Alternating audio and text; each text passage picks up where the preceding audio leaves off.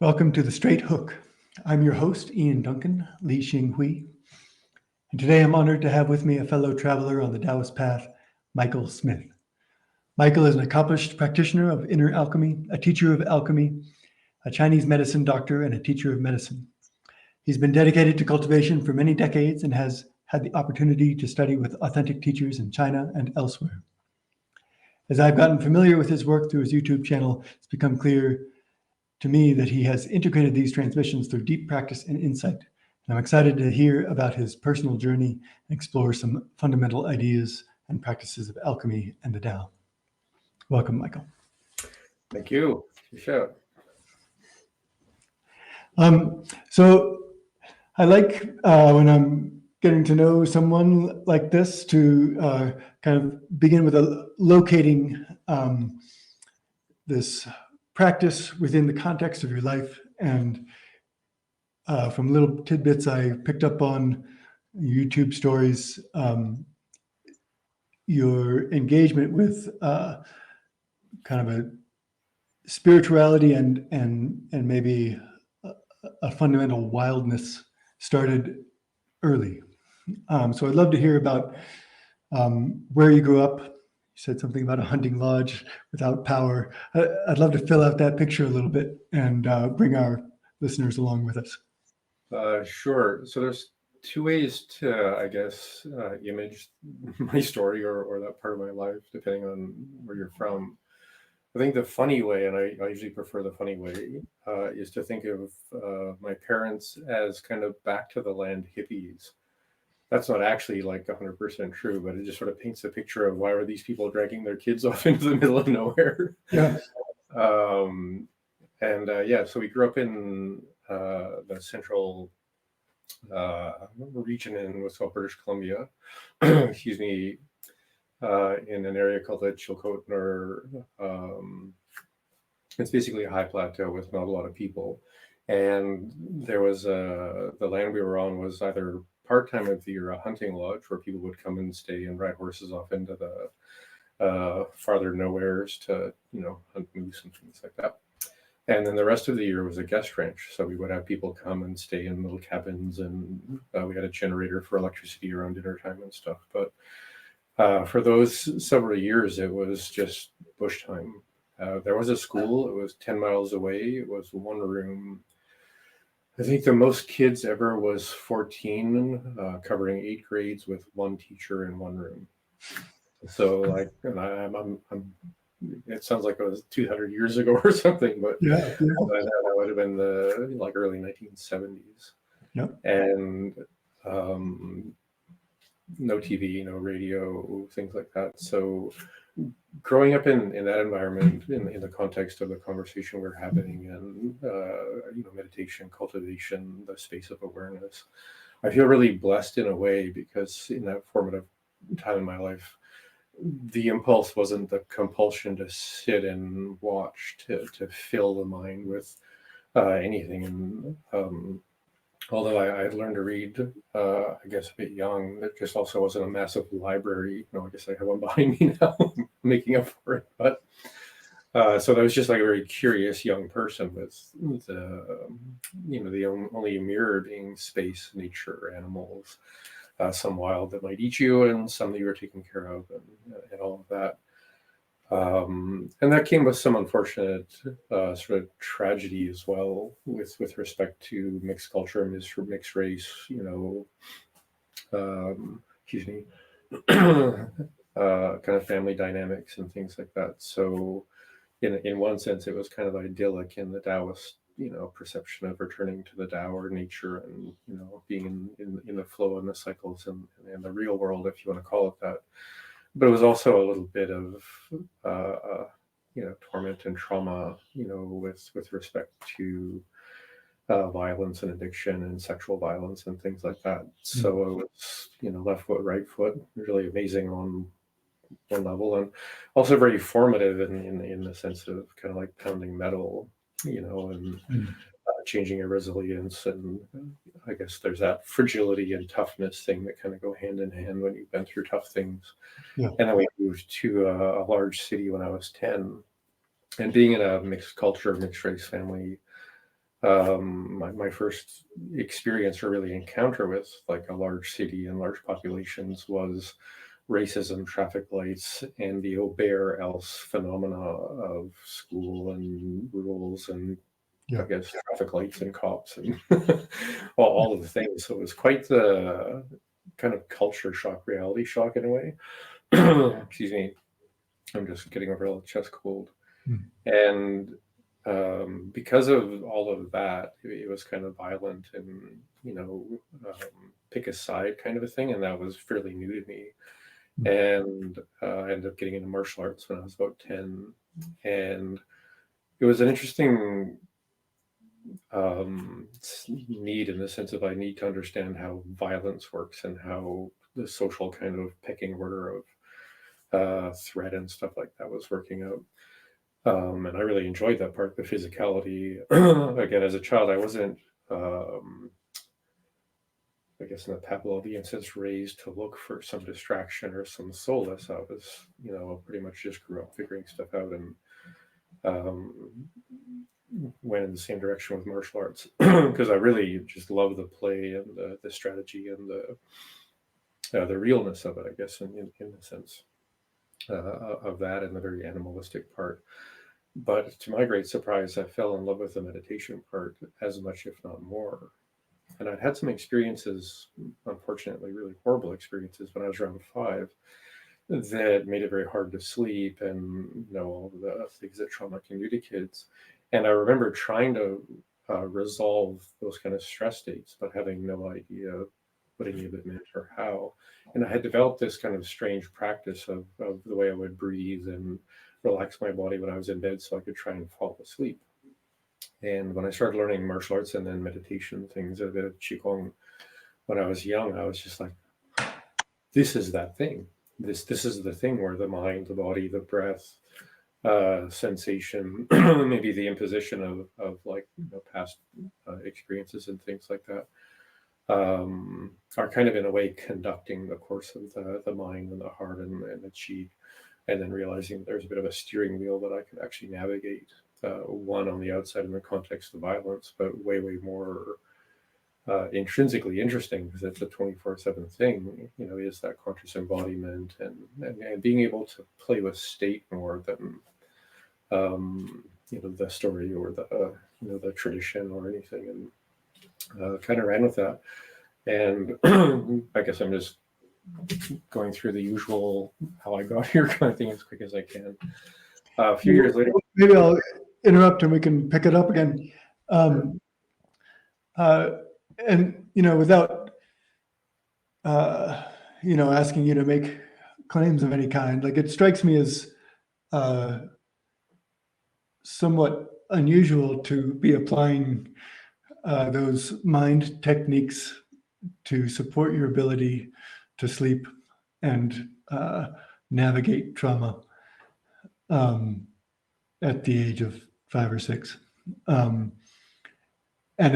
it strikes me, in a sort of recognition kind of way of the pattern that the life of a cultivator who has cultivated for many lifetimes sets out, and has these sort of intuitive tools from the get-go. Without taking us fully maybe into that kind of conversation, I'm curious if that's the way you see and experience it, or if it just feels like, natural, open, intelligent human, and this is a technique that you creatively arrived at. I guess I'd be happy with either one. And I often use the idea of two-leggeds or left foot, or left brain, right brain, so that like yin yang, things like that, there's so many ways in which when we choose to appreciate what our experience is, that we're in the existence of our experience, but we're also observing it. So when we're in our existence and then being sapiens, that the ones who can tell, we can tell.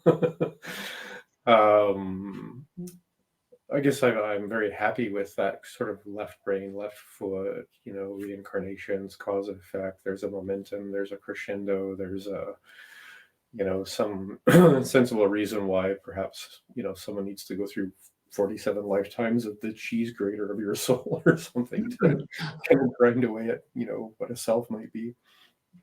And I kind of delight in those stories, but I suppose I think of, the image that comes into my awareness right now is kind of like the way light reflects off water when a wind passes, to be a bit poetic.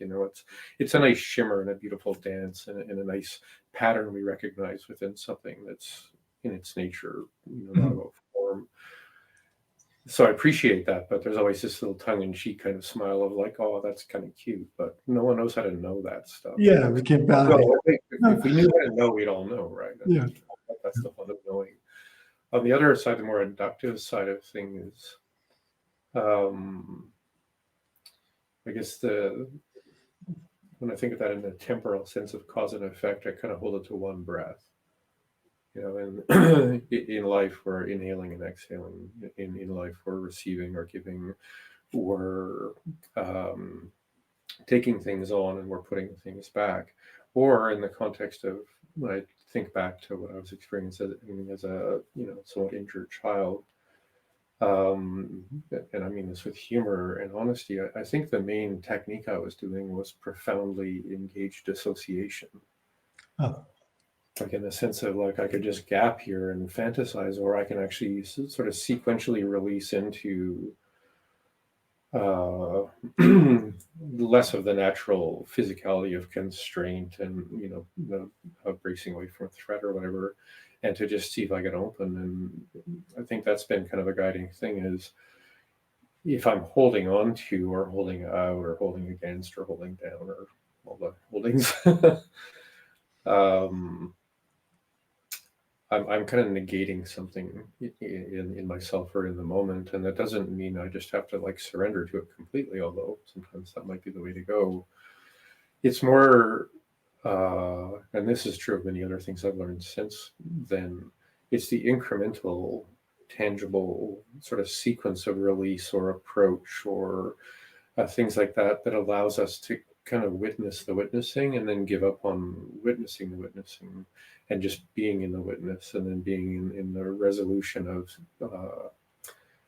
states that are kind of coming from before the mind or below the mind, and then being able to reside in that kind of mutuality of the observing mind and then what's moving through the mind, and then becoming just what's moving through the mind and then being the space of the mind. And it's same with like meditation and other things. There's so many metaphors in Taoist practice that were, I don't know, almost drowning in candidly and dragons and livers and things in a sense of sort of this symbolic references. And I think we all know that we're coming into an inductive, I think in English they would say synthesis or synthetic or non-separation kind of reunion experiences. But even saying the reunion experience still says I'm observing the reunion, right? So there's this, I don't know, inevitable sequential letting go and becoming what's moving through that. I'm saying that now at 56 or 7, reflecting back on something that was happening when I was 5. But it seems to me that that's been the theme that's echoed through it all, is we're layers of separation and layers of non-separation, and finding our way back in a way that we can actually discuss and or discern and or train. That back and forth that we experience of complexity to kind of the numinous is a tangible terrain to navigate. I don't know if that makes any sense, but it's just a very, very challenging thing to speak of in English, especially. And the only thing I'm really trying to say is that if anyone's listening, is if you can find a tangible sequence of kind of becoming the separate self and then unbecoming the separate self, you're halfway there, because it's in the sequence that we can gradually, let go. Yeah. Without it becoming just pure dissociation. And that's kind of why I brought that up, is what I think I was trying to navigate as a kid. Yeah, I mean, it's pretty interesting because it sounds to me like it was more along the path of acceptance than rejection, of that experience of opening than closing, which I think is part of how you were explaining it. And I wonder if,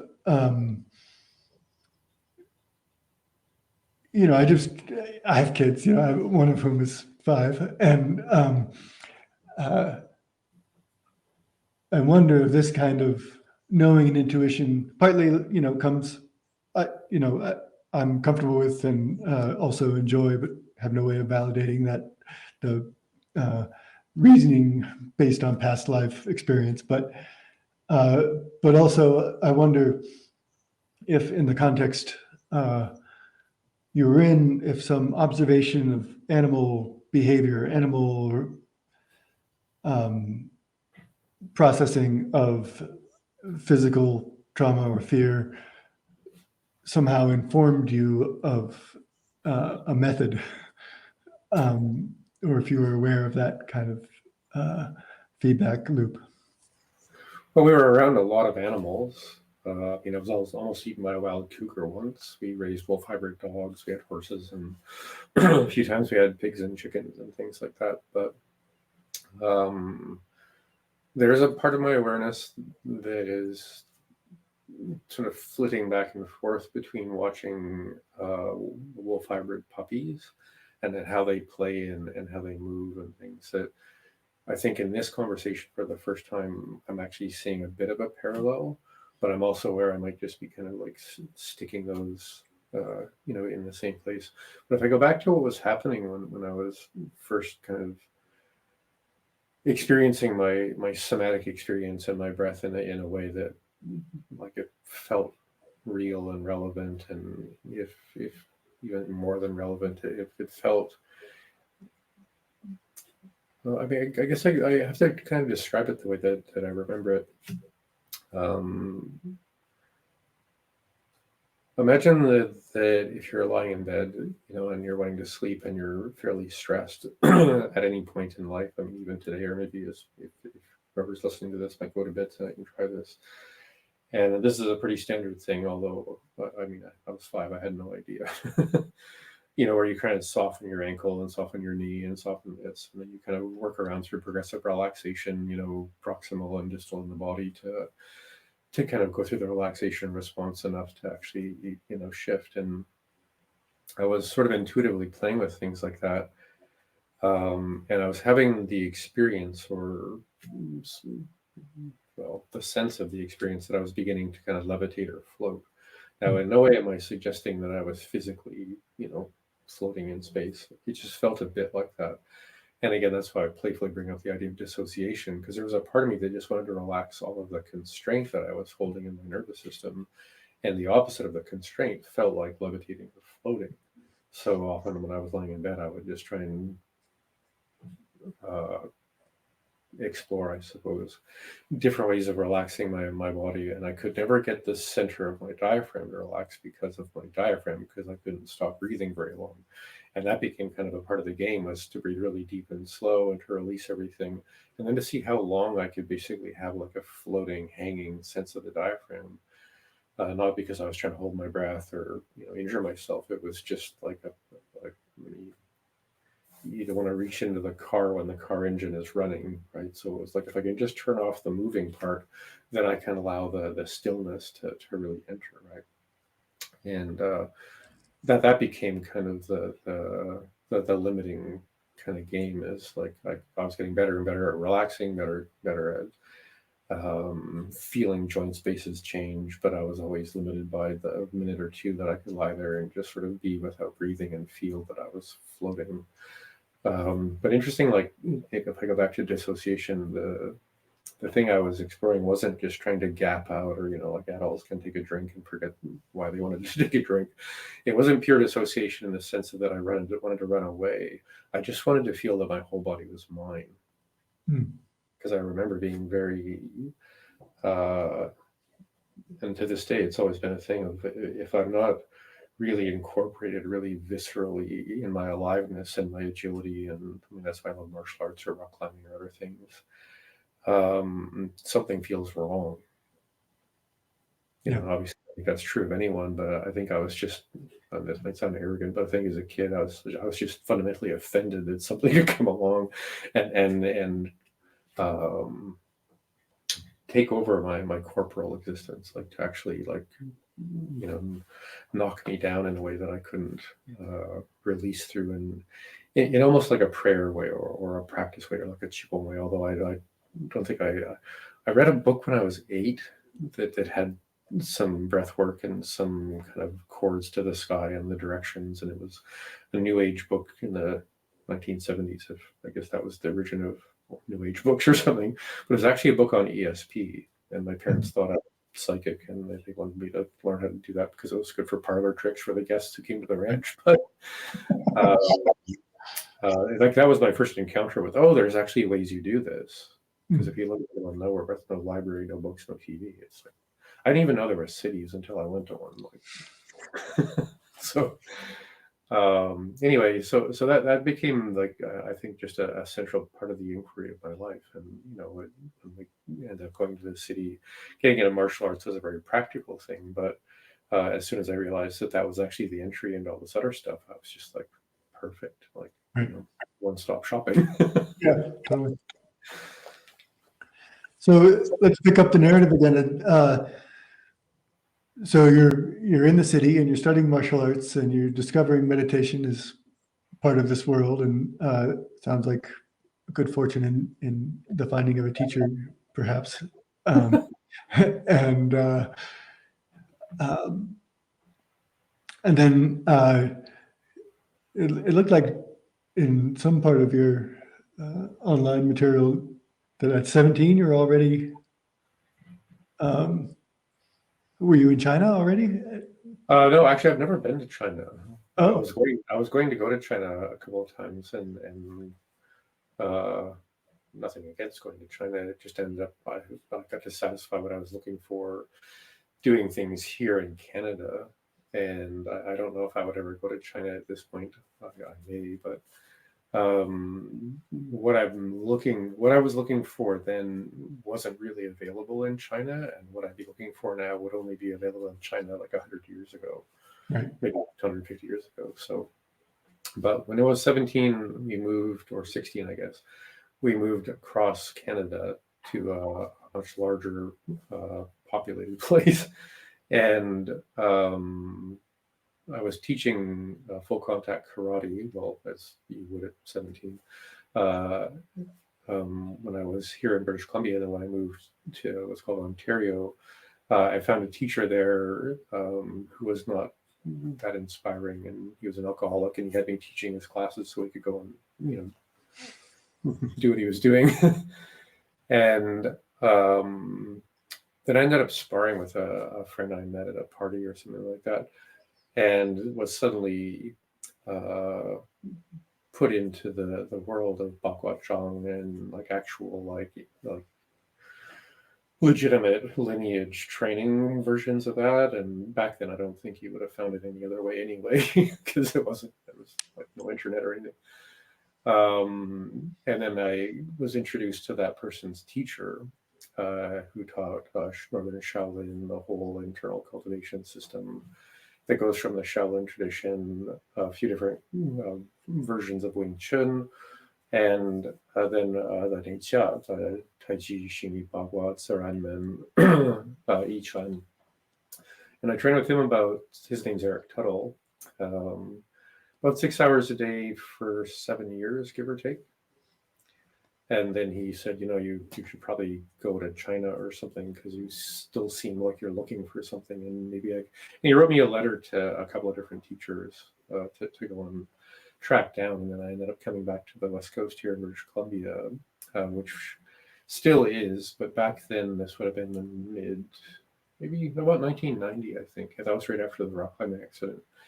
I came back to BC with my little introductory letter and tracked down a whole bunch of teachers here on the West Coast, in like Vancouver, and then down in Seattle. And other places, and it was like the Mecca. And back then, and I'm not sure if you were around any of that, but I think you and I would have been immediate brothers in that, because it was the first time where people in the West could study openly with like lineage holding teachers from China, and also study with other lineage holding teachers from China, and or become, whatever you wanted to within the milieu of that whole kind of culture, if you will.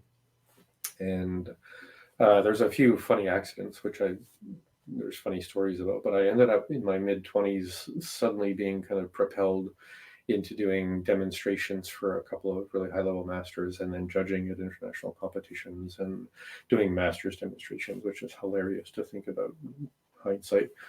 But I kind of sort of snuck around the decade of kind of having to like prove your mettle in I think the way that most people had to. I don't really regret that in some, huge way, but I'm also aware that I kind of got the golden fleece of, being introduced to all of the best of the best, and them all being willing to train me at the same time in different things, and all knowing each other and being a part of the same kind of Chinese cultural associations. And there was several other people, both men and women, in the same kind of situation I was in the sense of, Westerners, learning Chinese medicine, learning Chinese martial arts, learning from all of these different people. And we all cross-trained with each other as well. Like, oh, you're studying with so-and-so. I hear their push hands is really good. Do you want to play? And then, oh, this is what they do, and this is this. And Yeah. so we ended up in this really beautiful several years of just everybody was friends, and everybody wanted to find out what everyone could do, and all these great masters that, from the movies and from maybe small towns or something. Well, there were some people that were like that, but I would say the one distinction I would encourage everyone who's getting started in this to consider, not as an answer, but as a way of approaching teachers, is, does your teacher want you to call them master, grandmaster, or coach? Because that's one thing that I noticed when I was training back then, is there were certain people who were really still playing out kind of the medieval Chinese game of, banging your head on the floor and all the things. And then there was other teachers that were coaches, like in the sense of international wushu, tai chi chuan, competitive performance kind of athletic coaching. And those people, like, you had to run away from them to stop them from trying to teach you more. It's like, stop. I just want to get this one form. Like, no, 3 more forms. Like, no more forms. Yeah. And the next style, you're like, no more forms, no more styles. Yeah. Whereas, maybe 10 years before that, it was like, I really wish I could find just one teacher to teach me just one thing. Now it's like they're all chasing you down the road with buckets, trying to pour it into your backpackers. So, yeah, that was a really incredible time. And then I ended up moving to a small town in the interior of BC, partially because it reminded me of where I grew up, but also it seemed like the really best place to start a school of Chinese medicine, immersed in the mountains and the feng shui of it all. And we actually opened the first full-time 5-year traditional Chinese medicine doctoral program in Canada that mirrored what was being taught in China at the time. Well, And that was in 1996. yeah. And that's kind of mostly what I've been doing since then. Well, so you still run that and teach in that? No. I kind of moved on to more trauma therapy and addiction and things like that about 8 years later. So it was Okay. 2002, 3, 4, I started making the transition away from just doing Chinese medicine to all this other stuff.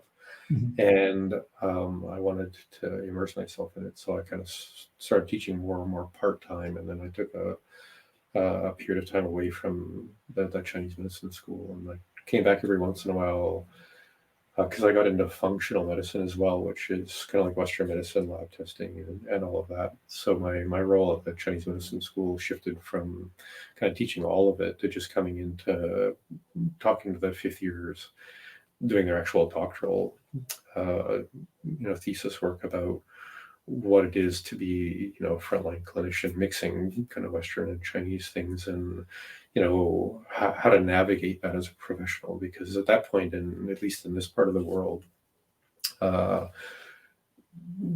being licensed, having insurance, the whole thing, actually having like the doctor term meaning doctor and stuff like that.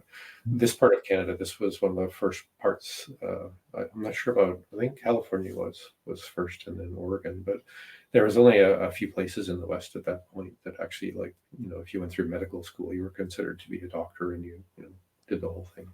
Yeah. So helping students navigate, how to work in contemporary clinics, dealing with Western medicine diagnoses, and kind of, with all the blood tests meaning, and also to kind of help, because and I'm not going to go too far into this, but functional medicine is basically Chinese medicine with a microscope. The body is the body, physiology is the way it is, and we can describe it in a lot of ways. Mm-hmm. So being able to help Chinese medicine students appreciate that although they're learning a certain terminology and perspective on physiology, and this is something my teacher would say when I was studying Chinese medicine, is the only difference really is semantics. Like the terminology we use means the same thing. The body is the body. Mm-hmm. And just helping, people recognize that. Because coming out of Chinese medicine school, I mean, it's always 50-50 whether or not a person's going to be approaching it from a place of kind of projection and idealism, or the humility of, if anybody really had this all figured out, we'd be doing that kind of medicine because it would always work. Right. But we don't have that kind of medicine that always works. Right. So just trying to encourage people to, have the humility to just keep learning and, see the bigger picture, and not get into the precipice of having a pedestal. Sure. Yeah. So it feels like we skipped over a section there, wherein you were learning medicine and learning Chinese and being trained in and practicing Neigong.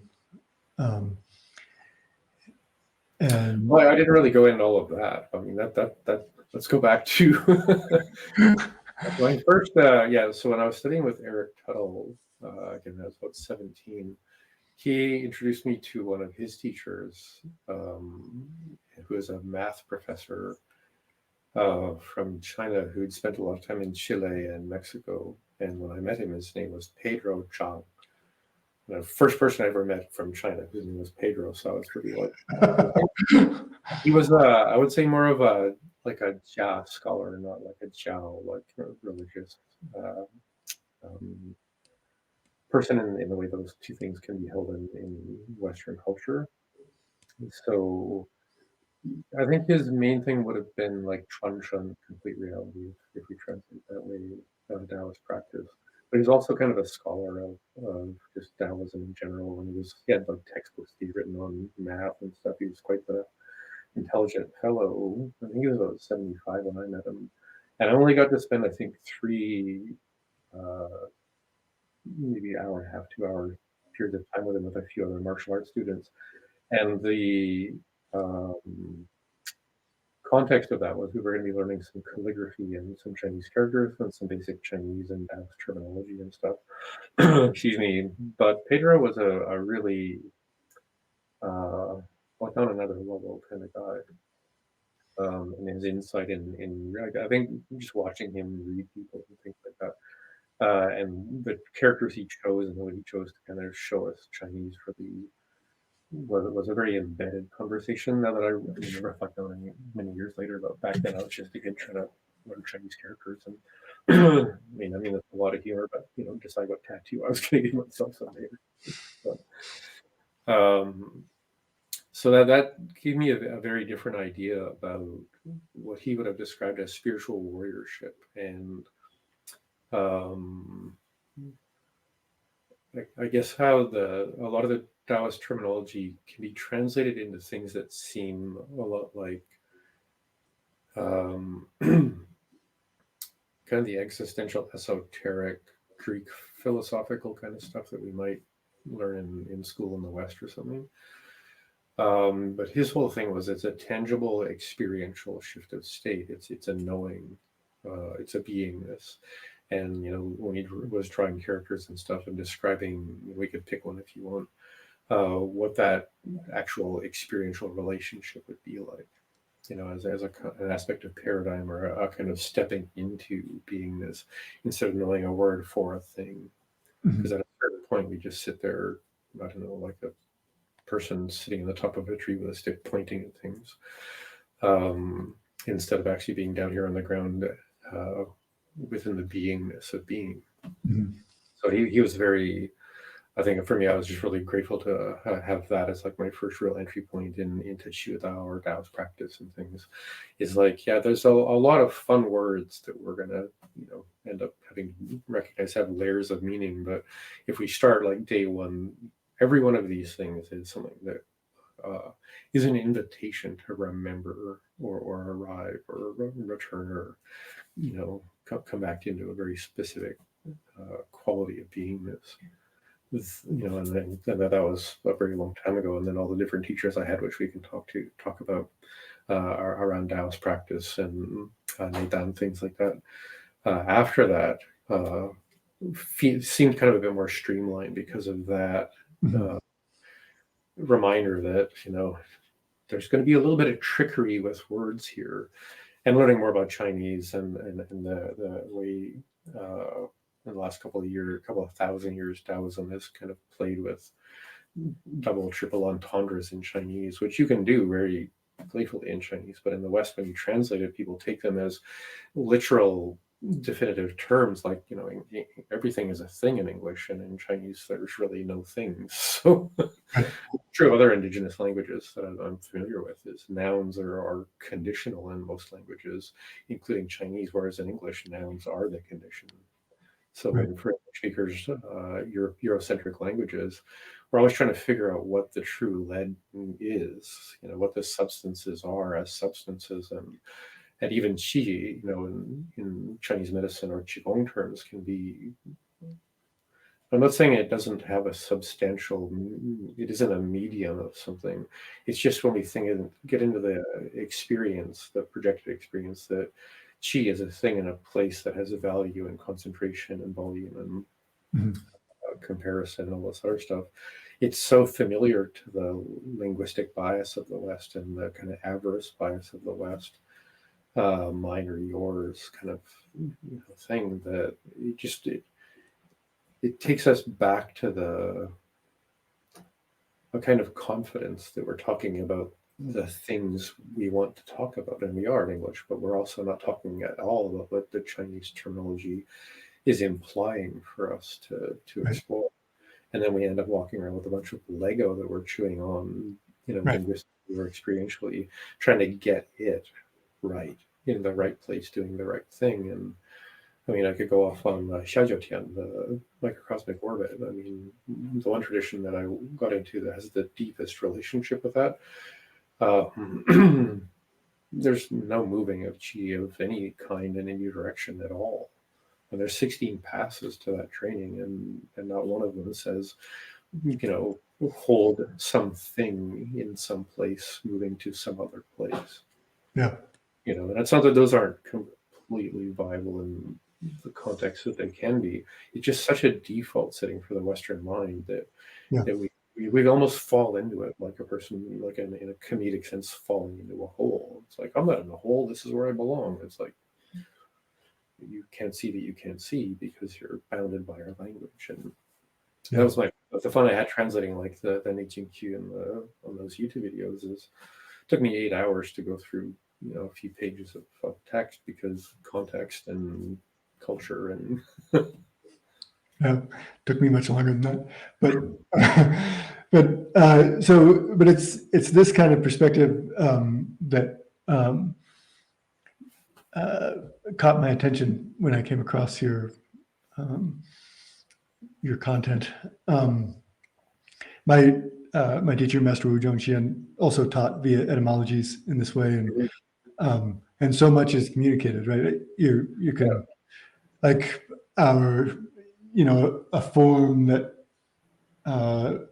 say has 12 parts each part is expressed in 4 characters, and just by making your way through the characters, everything is revealed, and not in this concrete, limited way, but in these layers and possibilities, and always expanding field of meanings. So I could hear that in your language, and but it also was clear to me that you weren't just repeating what somebody else had said, and that you had this developed. It's a pattern. It's a way of looking at both experience and received text, teaching, lineage, that makes it possible to become sovereign in your practice, arguably in the same way that you did when you were 5, and you're becoming sovereign in this proactive way. And it's necessary in order to be an adept, to take charge of your experience in that way. Yeah, at some point, it's yeah. If you're not at the surface of your eyeball, it's somebody else's eyeball. Right. Yeah. Well put. So yeah, you offered to, let's go into a character. We could go into Shu, Emptiness, and just kind of. Oh, that's one of my favorites. Yeah. Yeah. Well, I thought maybe so. So just to share with the listeners, maybe we can just draw in the air or something. We can try a screen share, but maybe it'll. Well, I mean, another way to do it is if you go way back, the character Shu, which can be translated as deficiency, deficit, emptiness, lack, a whole bunch of other things. It's a picture of what happens when you leave a tiger on a hill.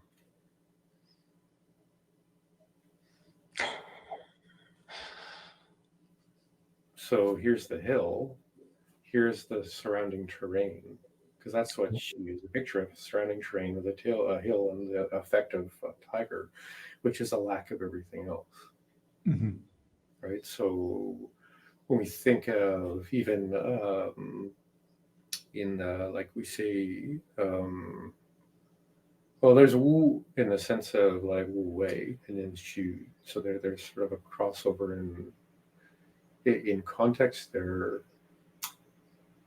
So I'm going to just speak to Wu for a minute, like Wu Wei for people who don't know that. So the character for Wu is 40 people going into the forest to cut down the forest. No, I mean, again, you have to be into etymology and characters and the earlier versions and stuff to really sort of track it down. And Wei is a person feeding an elephant to make the elephant bigger. So when we think about Wu Wei in the sense of non-doing and things like that, and that there's all these double, triple entendres, and it's all meant to be experiential, not ideational.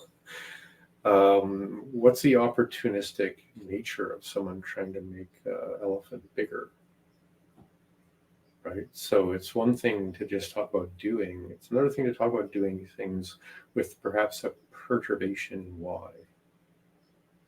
Because if I'm focused on the opportunity more than maybe caring for my elephant, notice that I'm actually in an anticipatory state of angst about the outcome. Right? So when we think of Wu in the sense of non or things like that, that gives us permission to perhaps like non-conflict, approach our life with an awareness of conflict, and then maybe being less contentious or less reactive until we become more, parallel to the urge for conflict, and then perhaps create the space around whatever it is that compulsion is, so that we're now, in the teeter-totter of life, existing with an awareness of conflict, but we're not living as conflict. So it's just sort of the most of Asian teachings, Japanese, Chinese anyway, kind of frame themselves that way. And you look at Buddhism, because it's much faster in how it's written and stuff. So many things are expressed that way, like non-conflict or non-separation, things like that. And non doesn't mean anti. Like if I was to say I'm anti-conflict, it's like I'm in conflict with conflict. So now I'm stuck in a really interesting place, right? So that when we think of that idea of Wu Wei as again 40 people going into the forest cutting down trees, now that's a horrible analogy in the modern context because global warming. But back in the day, we all needed fires and houses and things like that. So we can see the industry of that and the opportunism of that. But when we think about it experientially, what we're actually asking ourselves to notice is, as a forest, we're experiencing the imminent attrition of being a forest. Now, there would be fires and houses and other things. So it's not a complete end, but it's end to being what it is to be a forest. And this is a thing that I'm coming back to Xu, but when we think of imminent attrition, and then we think of ego, mind, suffering, trauma, other things, when we embrace that the attrition is imminent, and that our breath, our practice, our different kinds of focus, the various aspects of say Neitan, Nekong, Qigong practice, things like that, then there isn't the impulse to go in there and grab an axe and start swinging is less, because we're invested in the organic kind of turnover of one thing to another. So again, Wu Wei, implied in the characters is reside in the process, right? Don't be the opportunist trying to get something out of this. Trump says, if you're an archer shooting at the target and you want to get the golden buckle, well, you're already somewhere else trying to show off a buckle, so you're going to miss. So when we have that, I think that the idea of that imminent attrition hopefully will give people a sense of how non-doing really is. In that sense. So when you think of Xu as emptiness, we can take it to the same opportunistic state of I know emptiness in the grand, vast sense of whatever you want to fill the emptiness with, whatever the meaning of emptiness is now that it's full, right? So we end up in this conundrum as Westerners to going, I know what that means. It means when you fill in the blank, well, darn, that blank was kind of nice being empty. Yeah. So what? Yeah. So there's a thing with emptiness, right? And then we could say this is something I when I'm talking about Chinese or other languages with people, this is something I try and play out, and then it just has to do with how we make words. So let's say we're going to talk about the context of being cute, right? So my partner's over there, and she's definitely cuter than me. So we have cute, which we're all potentially cute, and then we have someone who's cuter, and whoever that might be in say a schoolroom or a bus or a theater, someone is definitely going to be the cutest in in whatever scale of cute that we're going to use. That could be true of kittens and puppies and I don't know, anything. But when we decide to look at cuteness, we're all again on this level playing field of each of us is luminous in our cuteness. And I don't mean that in necessarily the sexual attraction sense, so much as just the idea of what cute implies. So we have emptiness. Now, it's very easy for the English mind to not notice that it's doing this, because there's a part of the mind which is, well, what's the empty? What's the emptier? What's the emptiest? Am I the emptiest ever? Because apparently there's always a scale of comparison in which I must, superlatively get to the best. Interesting, best ends in est, right? So now I'm the cute est, empty est, right? And that kind of a line that we cross from cute to cutest, empty to emptiest, is that left brain anticipatory, angsty, opportunist mind of, whew, I did it, or I got the thing, or whatever. And notice how separate you are from the existential, the existing part of practice and emptiness, because you're observing the scale of comparison. from a distance until some part of your anxiety is satisfied that you caught the biggest fish. The fishing story about it was this big. Right. So that's, I think, one of the first things to bring up in the context of emptiness. And it may have been a hugely unnecessary little escapade, but if you have a tiger on the hill of the mind and it's eating completely abstract, egoic, self-generated what ifness, you're going to be a lot more at peace. And to allow the tiger to be in its nature, which is the context of stalking. Mm. And I could go into this. It's from a different culture, but there's or First Nations or Native American teaching on stalking that actually teaches us what skillful work is in every context. I could do that if you want, really quickly. Yeah, well, I'm interested in that. Also, just interested in this image of the tiger in the absence, the vigilance in the absence, the sentinel in the absence, Yeah, nice. as filling out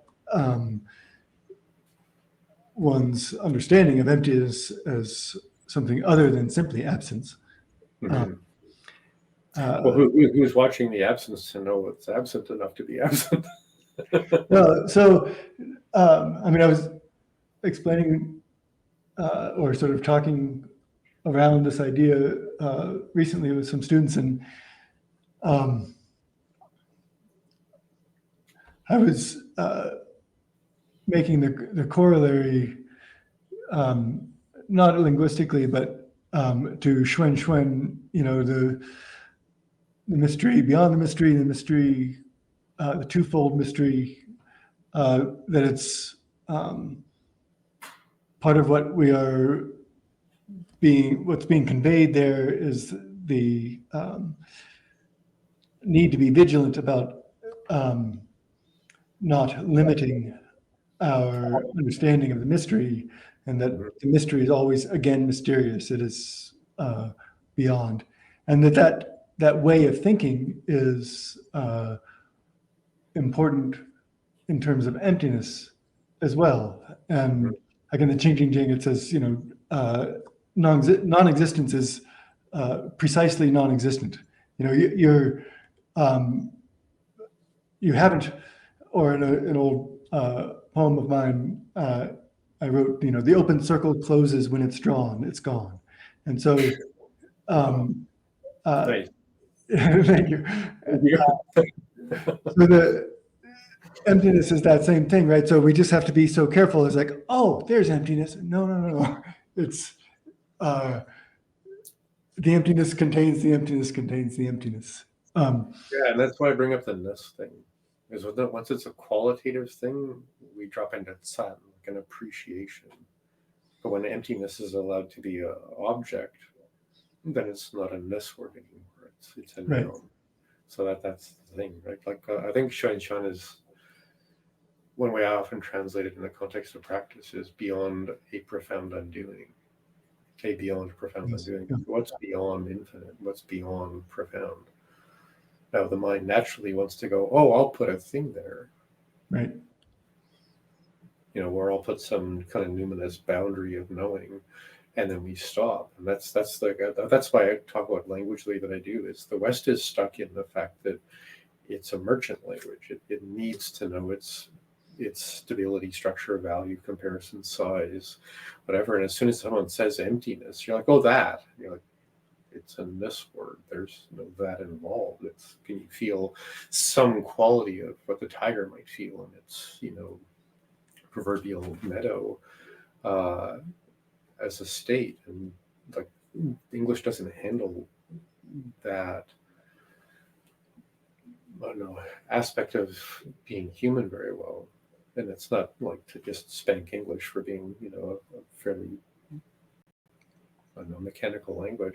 It's to encourage people who don't speak other languages to be, until you can frame something beyond the formative part of your mind is just form.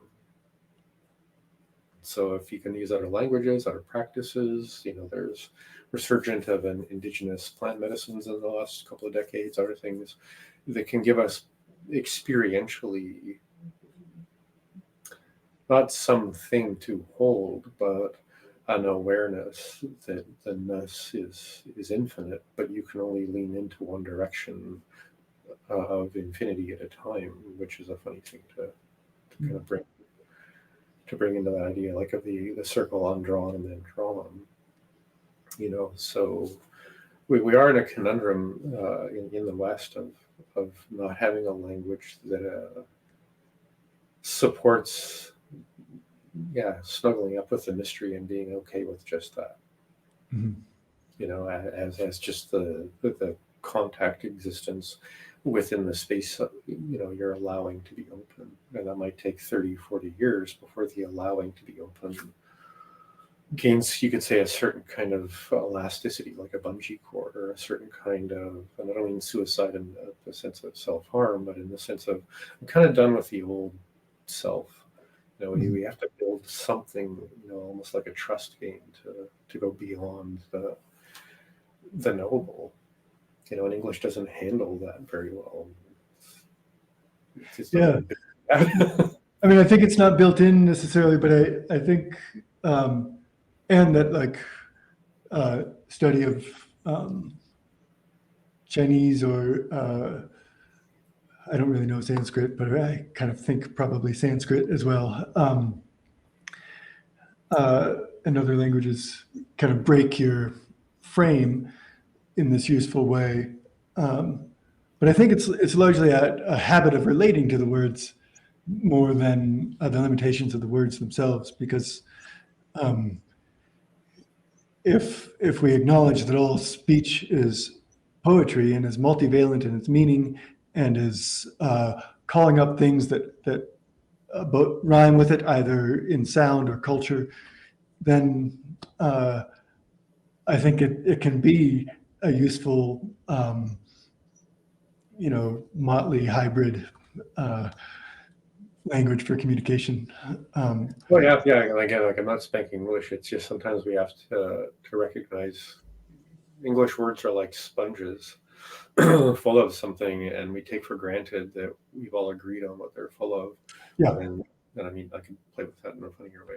But if we think of that sponge as something you wring out in context, and then when we're experienced as individuals and as groups of people communicating about something, that when someone speaks in sponges and we all start to wring them out and we all agree that the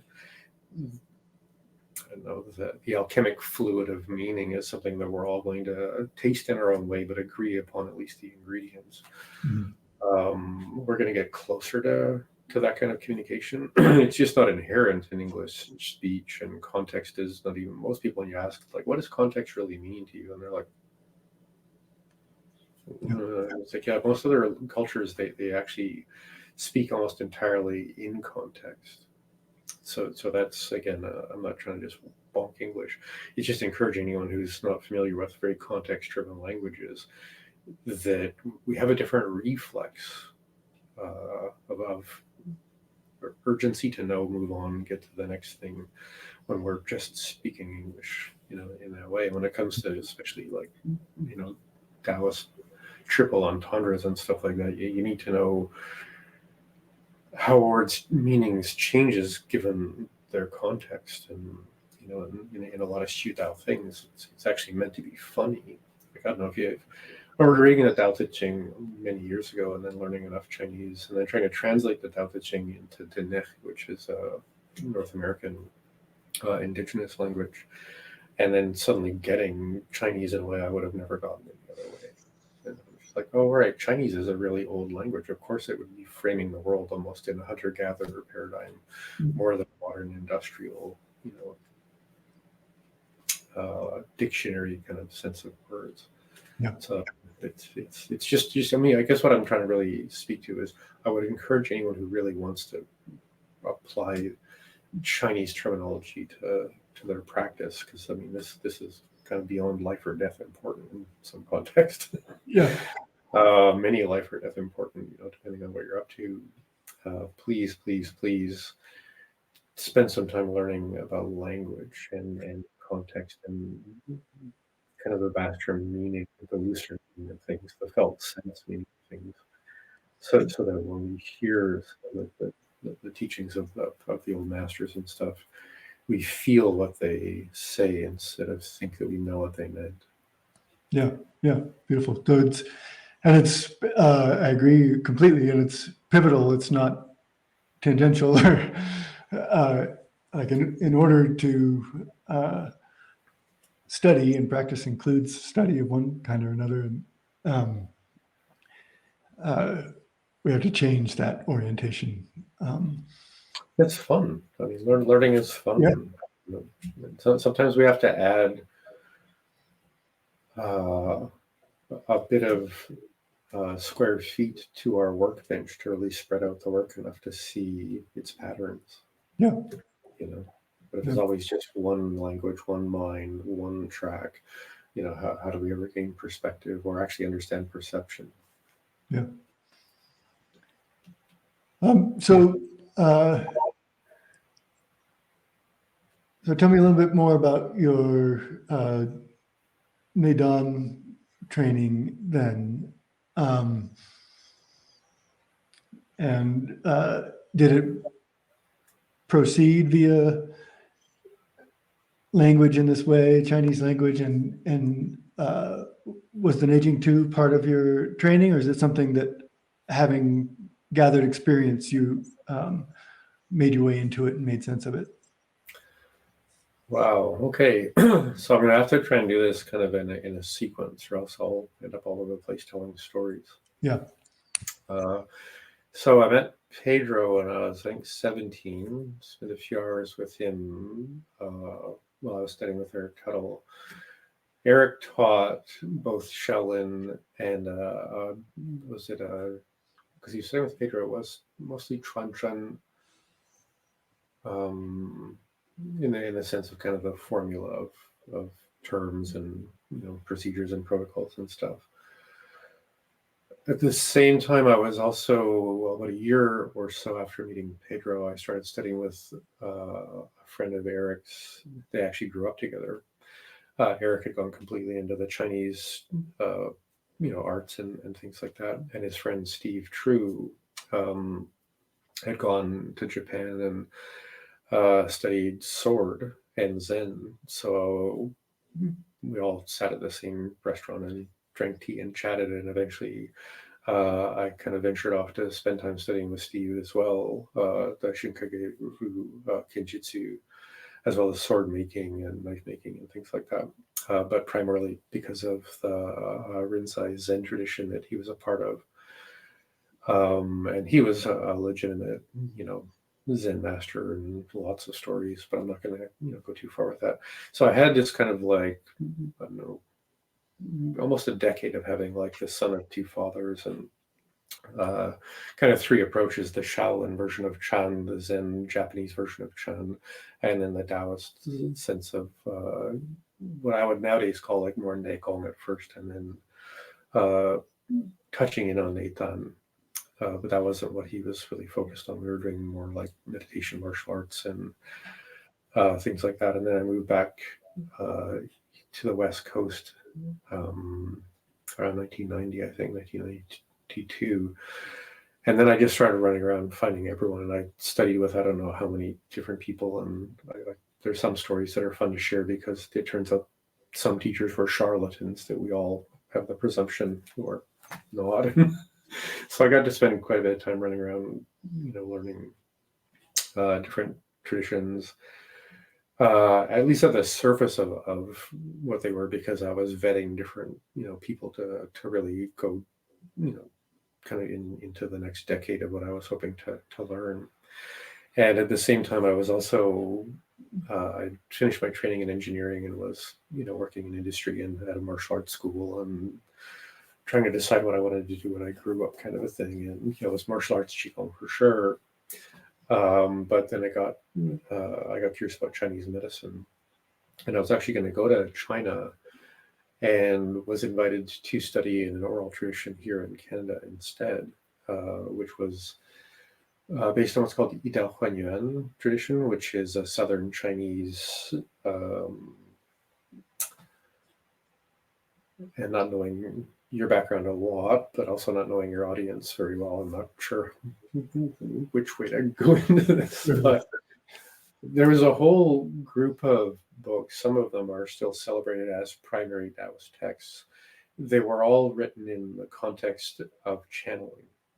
Usually Lu Dongbin was the person that they were channeling. And say, for example, the Secret of the Golden Flower text and other ones like that, they were sort of channeled, manuals and stuff. So the Yi Dao Huan Yuan, which was about herbology, pulse taking in one part, and then there was called the Six Grottos, which was an inductive approach to beginning the Xiantai, or people call it Xuantai, the kind of immortal embryo, if you will, version of Neitan. So we studied in that tradition when I was studying Chinese medicine. And I also had a teacher that I initially met him. He came to where I was studying Chinese medicine to teach craniosacral therapy and some Chinese massage. I was thinking of it as Shane. He kind of affected himself as kind of wanting to be a Westerner and almost like a cowboy in a way. His Chinese name was Gong Shui. He was from Taiwan. He spent a couple of years as a robed monk in Long Menpai, the Dragon Gate sect. So he had all of that, and we had met, and he wanted to learn some I Chun that I was teaching. So he kind of had a sharing, if you will, or this is kind of it. Those are all, for me anyways, the best environments, because you can just sit down there and actually just like rip through content with people instead of having to spend 10 years just bumping around to get through things. So we had gone through a big part of the Longmen tradition, which is pretty much, everyone's got the Longmen in their Taoism nowadays, at least in the Xu Dao sense. So it was interesting to see like the spiritual embryo practices, the more Neidan, alchemic substance and the sort of substrate idea. And to play with all that, at the time I was so focused on becoming a clinician and running a school that it was me like filling up notebooks of what ifness and playing with those things when I had time. And I've on several occasions gone off to live as a hermit to like just go deep into practice and try things out and see what they're about. And I think in a way they're all talking about the same unfolding of conditioned experience. Like I find the Longman version a little bit more left brain in the sense of how the sequence is played out.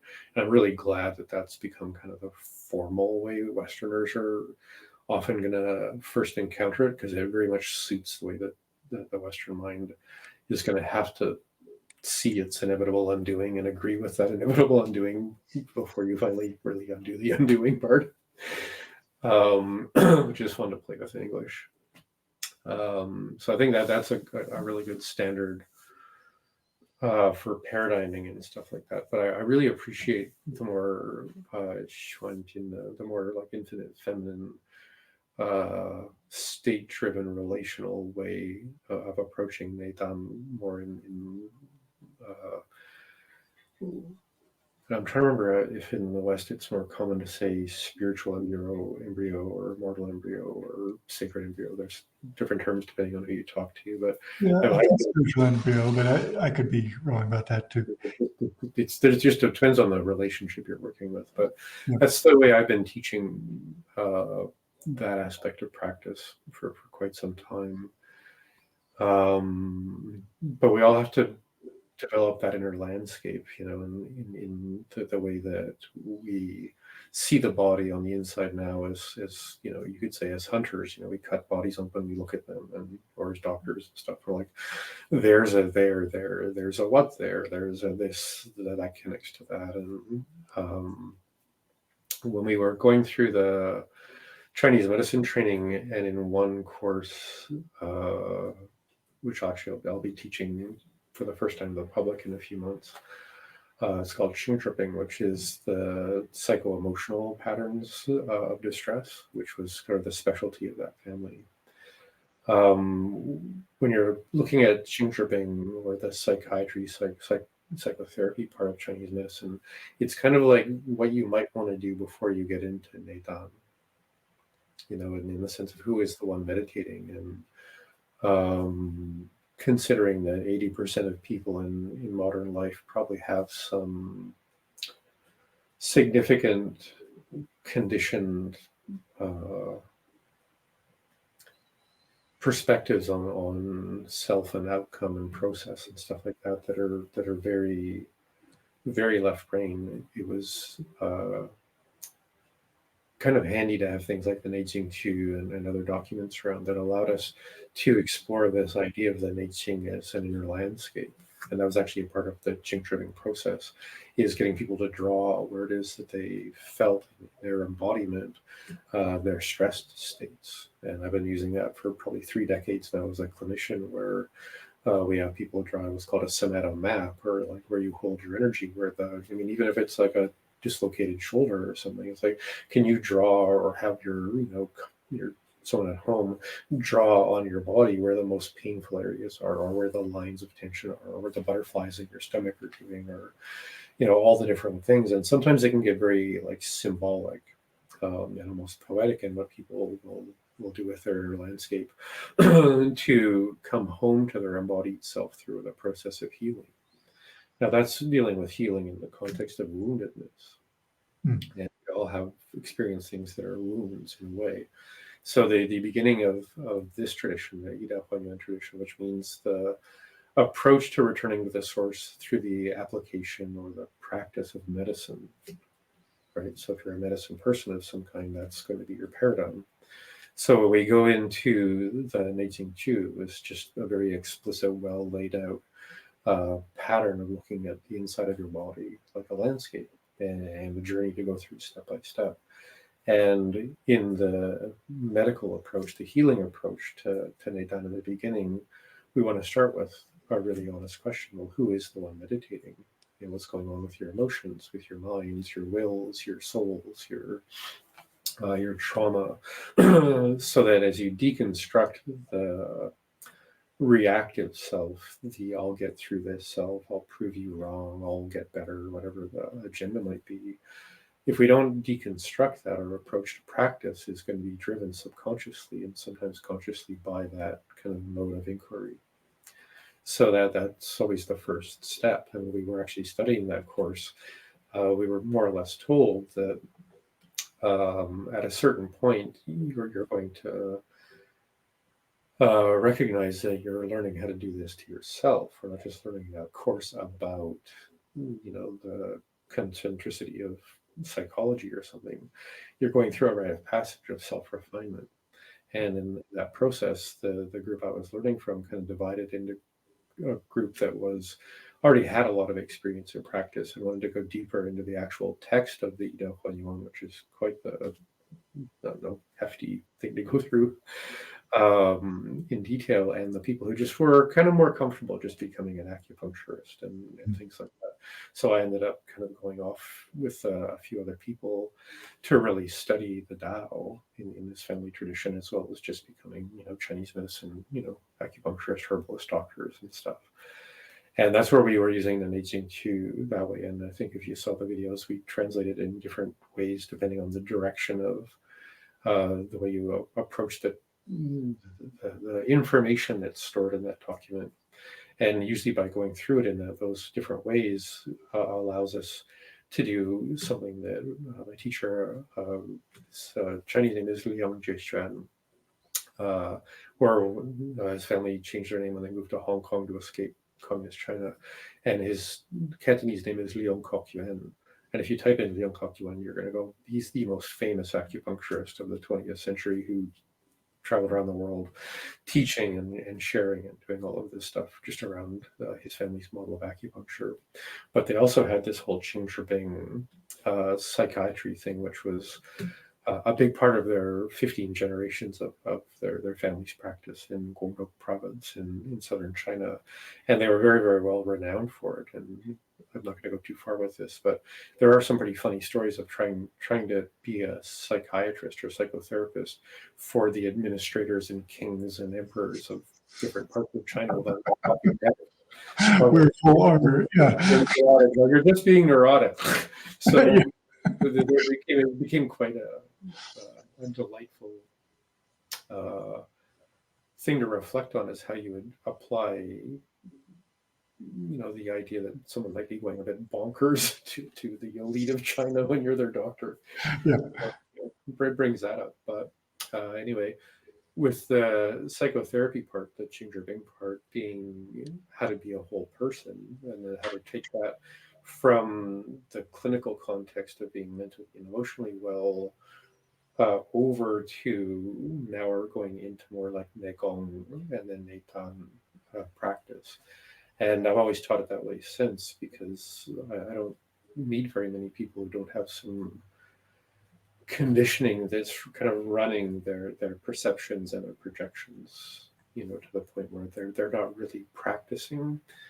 They're pursuing an outcome, and it goes back again to Wu Wei and the opportunist feeding the elephant to get a bigger elephant. And what we're trying to control as outcome is the first big barrier, and in our practice. So by deconstructing the identity structures and the kind of pain bodies and things, as we might call them now, for me is just the fastest way to get people to actually sitting in practice as close as possible to their whole self, their integrated self. So is that, as a medicinal practice, as a doctor-patient practice, is that a conversation, or is that an application of method, more physical method, or herbs, or whatever else? So there's an aspect of Chinese medicine that would nowadays, since communist China came along, and even in the West, when you're trying to get people licensed in healthcare, we had to remove a whole bunch of stuff from the Chinese medicine curriculum for it to be considered a medical curriculum. That was maybe 20 years ago in this part of Canada, where licensing, came through. And we all had to sit there almost like at a wake going, well, you don't really need to teach this and be a doctor. You don't really need to teach this. And, all of that stuff is being kind of cut off of the tradition. So when we're practicing Chinese medicine in the context of Qing dripping, or in the context of the psychotherapeutic part, you could say that's true of everyone who practices Chinese medicine, because we all learn from Neijing the context of emotion and qi movement and things like that. So we're all kind of about that, but the amount of information, in the sense of number of pages of text that most people have about the actual application of Chinese medicine to psychotherapeutic interaction, especially to the Western mind, might maybe fill up 10 pages. Of nuance and specificity, and maybe herbs and acupuncture points that are specific to even just like the 7 emotions, never mind where Huan Pa and 5 wills and Dantians and things take us, or where they could take us or help us around mental and emotional well-being. So we all have a sense that we're all doing this part of Chinese medicine, but like I said, I'm teaching this course coming up, and the primary text material for the foundational part is just 600 pages.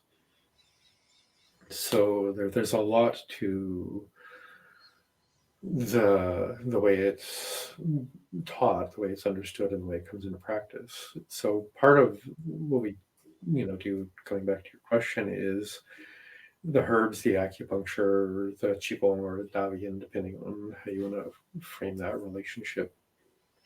There's what I would call Neigong practices, which are inner cultivation, inner landscape practice, breathwork, meridians, energy centers, certain aspects of the mind that can be attributed to arising from Dantian in what I would call a more horizontal or vertical way, which is just about context, I guess.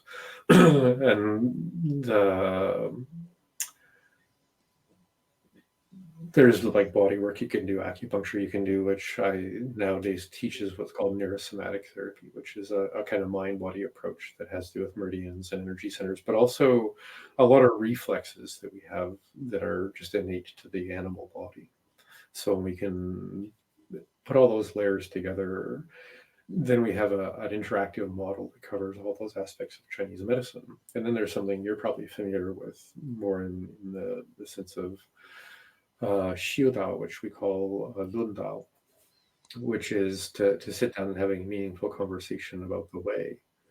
So when we think of the psychotherapeutic context of Chinese medicine, it's at least in that family's approach, was described as Lun Dao, which is, well, let's sit down here and have a conversation about meaning. Mm.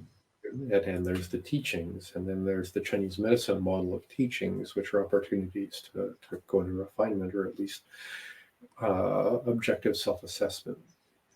So we have all these models of understanding, and as we speak about them, and we get closer into speaking as them or from them, there's an opportunity in the sense of like psychotherapy or talk therapy to bring people home to themselves. But when you kind of thing, we see a lot of Venn diagrams now in social media where there's like 2 or 3 circles and then they intersect in a way. So imagine there's something that's happened in your life that's central and pivotal, like the thing that happened to me when I was 5.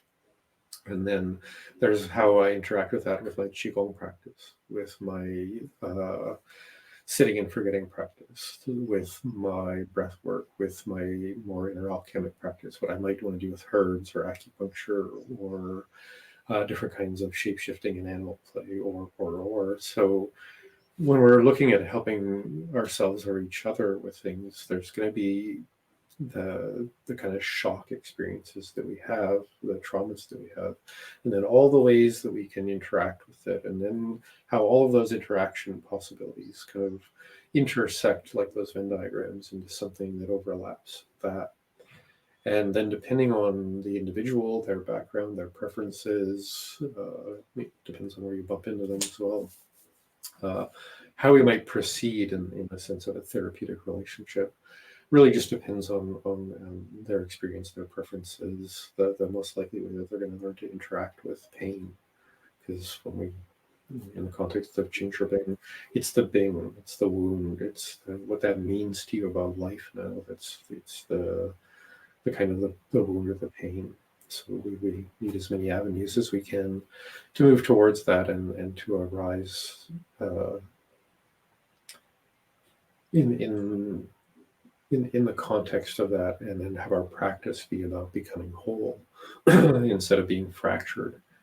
And then perhaps if we're fortunate after a few years and we come back to our innate wholeness, which maybe was never gone, but it was hard to experience in that way. Just like if you're looking through a cracked window, the world just seems to have a crack in it. So once we really come into seeing ourselves in the context of being whole, or complete enough, then at least the one practicing is if I was to think of like the teeter-totter of yes and no, this is a lot about martial arts as well. If we're at that sort of static point and we say, oh no, we move away from what has to happen to move through that horrible situation in the back alley we're always preparing for, or we get to that neutral point and say, oh yes, and we lean to it. In inner cultivation, there's a similar kind of vacillation between, oh no, or maybe I'll just sit and wait, or maybe somehow the mystery will come and find me, because a lot of us do that thing where we want something and then we express that want in a way, and then we wait for the want to come and get us. Instead of saying, okay, well, there's this possibility that exists, I'm going to just sit and wait for that possibility to show up, or I can learn practice.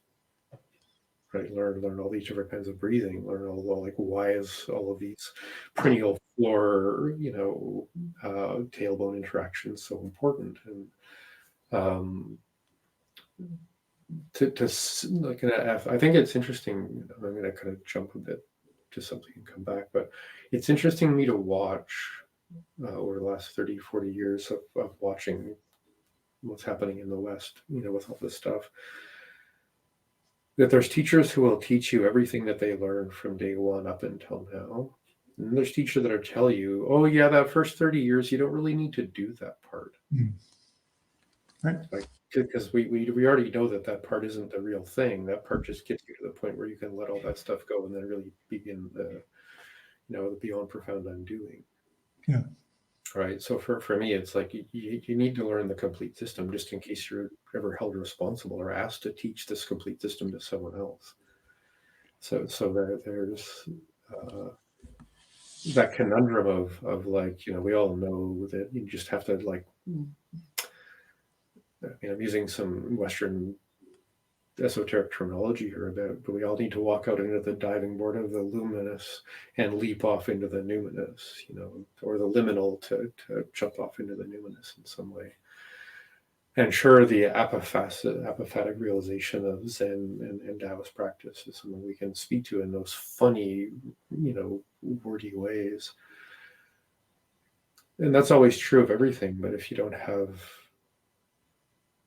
like the paradigm, the tradition, the practice, the momentum, the kind of anchoring rootedness in time and things like that, it's almost like the universe is luring you into falling on your face. It's like, do you actually want to sit and be this one of the entire realization being as the realization happens, or do you want to kind of like just jump off diving boards, or do you want to sit there and sullen waiting to see if it comes to get you? And, every teacher I've ever had that really felt like they were really coming from somewhere were the people who said, you just have to spend like 10, 20, 30 years learning all this stuff. Yeah. Yeah, there's an interesting thing about you just need to leap into the Tao. And it's like, that sounds like rife with more patience to treat with the process of just flipping out. Yeah. Well, a couple of things strike me. Before I lose the thought, it sounds to me like the type of conversation that is included in your therapeutic approach to emotional complexity is not that the patient is telling their life story and you're sitting back saying, but rather it's this conversation about meaning, existence, and the way it interacts with being, way it interacts with body and mind. Then there's this context thing, which is, do you want to talk about this in the context of your lower, middle, or upper dantian? Do you want to talk about this in the context of this meridian or that meridian? Do you want to talk about this in the context of certain structures of mind? And that way, when I sit down with people, it's very much, in what way do you want to investigate this experience? And that way, you can take, one thing we often do with people, and it's kind of like the elephant in the room, and I hope it's okay to just throw something that might be jarring for people. That imagine you're going to see a therapist and you're paying them $300 an hour or whatever people pay a therapist, and the person says, well, just tell me about your life. And, kind of on and on and on, things can go on, 15 years later, you may or may not really know yourself.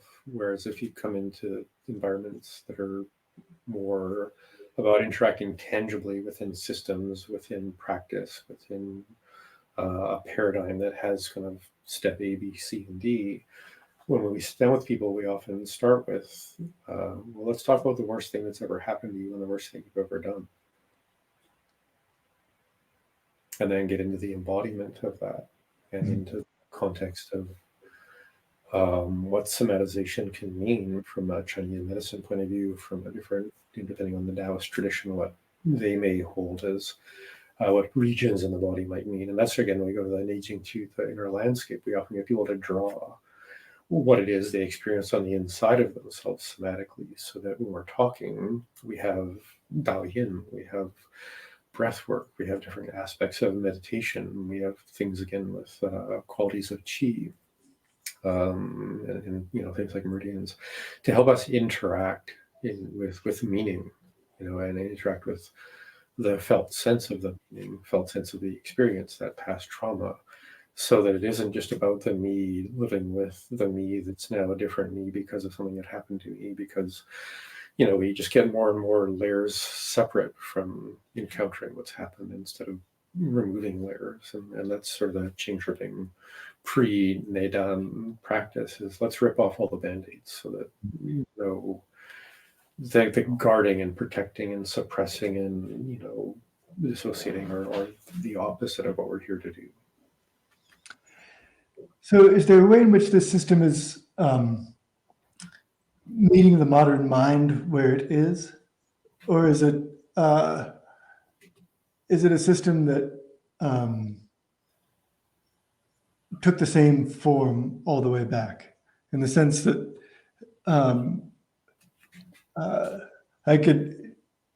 to me, in my experience, a complete and traditional Neidan, we call them Jingong forms. It contains the pattern of the universe. It addresses those patterns in the body, in the mind, and in this cyclical, non-acute, non-sort of medical qigong orientation, but rather like you don't have to know your issue, because if it's here, here, or here, it's going to get tended to if you practice the complete system to the extent that it needs to be practiced. But I think both are equally true. But I would also say it depends on which tiger is on the hill. Because if it's the trauma tiger, how you approach inner cultivation is determined by the seething rage, shame, and or fear of that tiger, of that Xing and Ming. I don't know if I can just, without context, throw out Chinese terminology here, but we're walking on these 2 feet, and if your shoes are full of rocks and they're screaming, or just one shoe is always screaming, or whatever it is, you could have the best laid out paradigm that could synthesize it all, but you might not really get what that could be for you as a subjective separate entity for 30 years, because it took that long to spread out your tiger to the point where it's kittens. Because sometimes I think maybe we want to approach some of these things with a certain innocence, not a grudge. And I don't know if you've delved much into the Hun Pa part of sort of psychology and why the 7 paw are, why they're 7, and how they're kind of held to be a certain kind of grudge, ancestral grudge that we somaticize and grind our lives into and become these, kind of like almost ghouls in a way. And if your tiger is a ghoul, your emptiness isn't empty; it's just torn to pieces. Yeah. Or it's full of fences or landmines or other things like that. So it's good to have a tiger, but it's good to have an actual tiger with a Xing and Ming of a tiger, not with a Xing and Ming of a wounded, damaged, modern, contemporary, egoically high school kind of correlate human. Because in the West, we have one puberty, we have high school, and it goes on your whole life. So when you want to go into the maturity and ethical orientation of practice, we don't have models in the West of really what maturity and wholeness look like. So I would always bring it back to who is the one meditating, and that's why we started in this tradition. Well, obviously it's a healing tradition, and we're not trying to find patients, but before going into Neidan or Xiantai, you might want to focus on Jingzhi, like who is the one meditating, what wounds are actually still present in you that you're consciously or unconsciously trying to avoid or solve or resolve. And if you just run heartfully towards your wholeness by moving towards whatever pain you feel, at least there's an intelligence to that. Heal your tiger before you set it free. Mm. To maybe emaciate the conditioned thought forms you're going to bring into existence after that. But Yeah. So I think that's just the pattern within that tradition is to go about it that way. Yeah.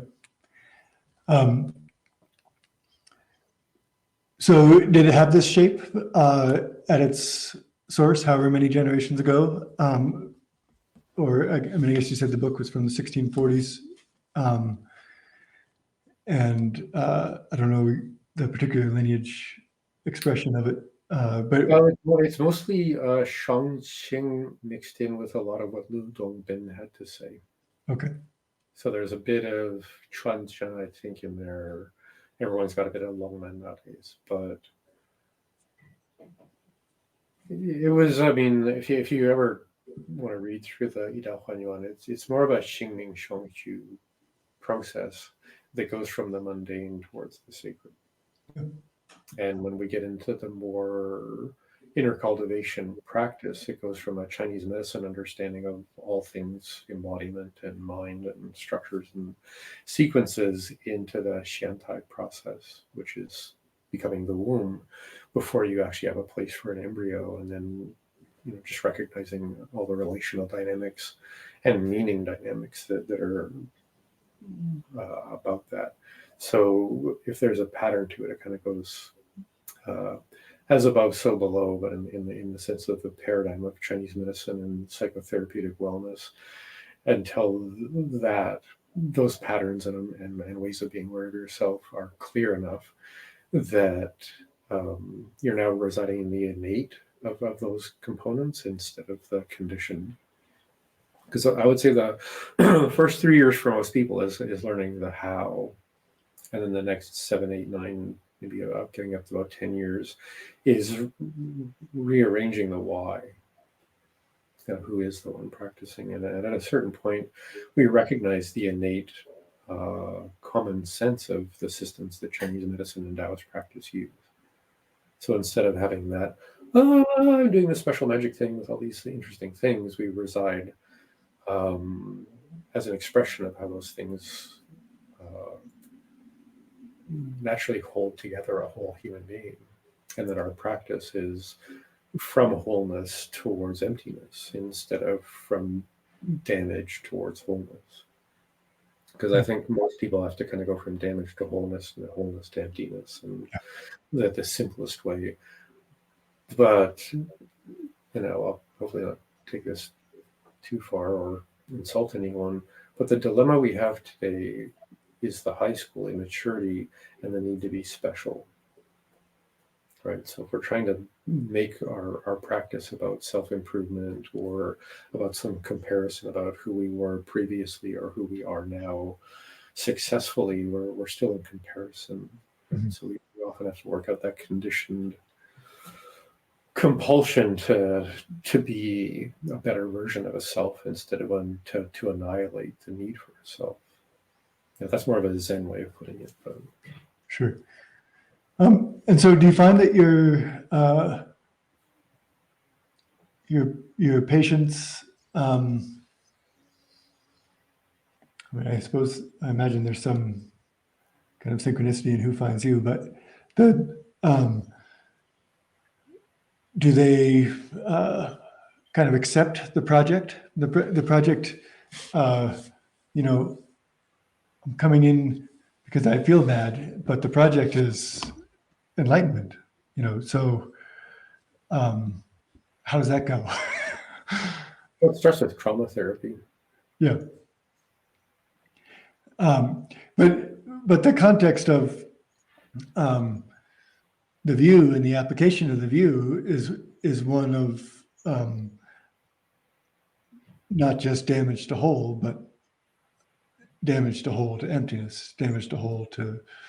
Well, I mean, as a clinician, we have a certain boundedness, in the sense that people are there to, and that's again, when we go back to when we were getting Chinese medicine licensed in Canada and like the educational requirements, pulling parts out that don't belong anymore because it's medicine, it's not spiritual practice.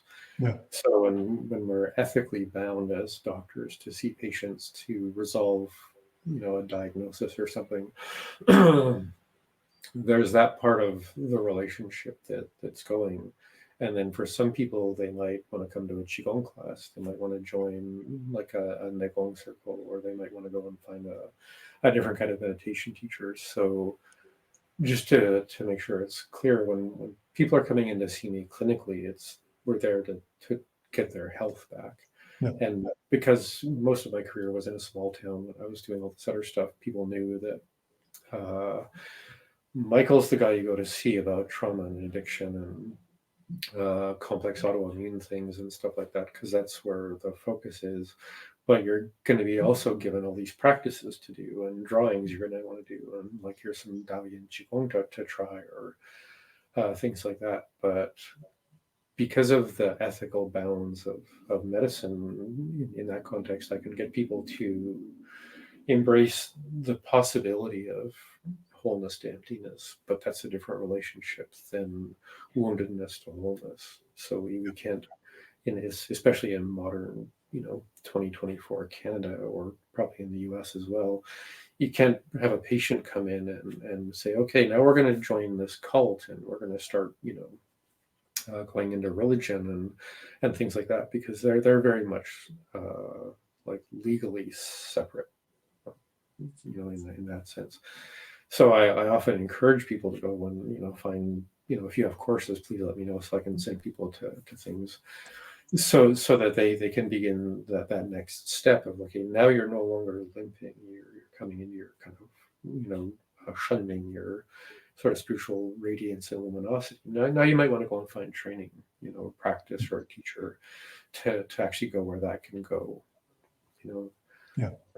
There is an interesting line in the sand with medicine about that. Yeah, makes sense. So maybe we can either shift a little bit, jump to another track.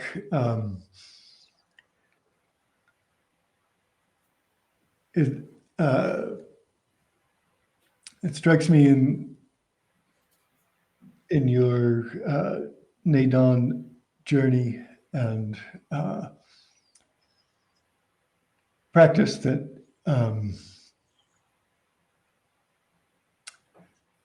here we are, we just met each other, but my strong sense is one of quite a bit of accomplishment in that vein. And I would love to talk about some of the subtleties of the. Please. There's a poem by August Kleinsaler in which he says, "Put the whiskey back on the shelf and let us talk about money." And somehow I feel it's relevant. So let's talk about emptiness and beyond. Oh, yay.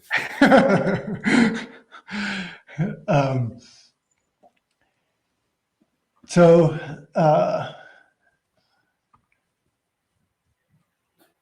one of your lectures, you talk about 4-hour meditation sessions as important to a certain kind of physical change in the hippocampus, but also the resultant experiential change, or perhaps beyond experiential. And so somehow I want to wade into this stage of alchemy in which, we talk about it as, transforming Jing to Qi, essence to energy, Qi to Shen, energy to spirit, Shen to emptiness, and emptiness to Tao. And in this hard to talk about zone of Zen to emptiness, or I mean that's relatively accessible, but emptiness itself and emptiness to Tao. What, in your experience, is going on as we enter this kind of stage in meditation, perhaps in life, in day-to-day waking, walking life, in which we've crawled through or blasted through this gate, and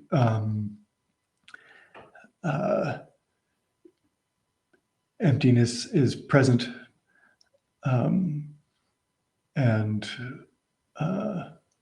pushing forward as dominant in our experience and understanding. I don't know. Take it over. I mean, we can talk about like how it manifests in a session, how it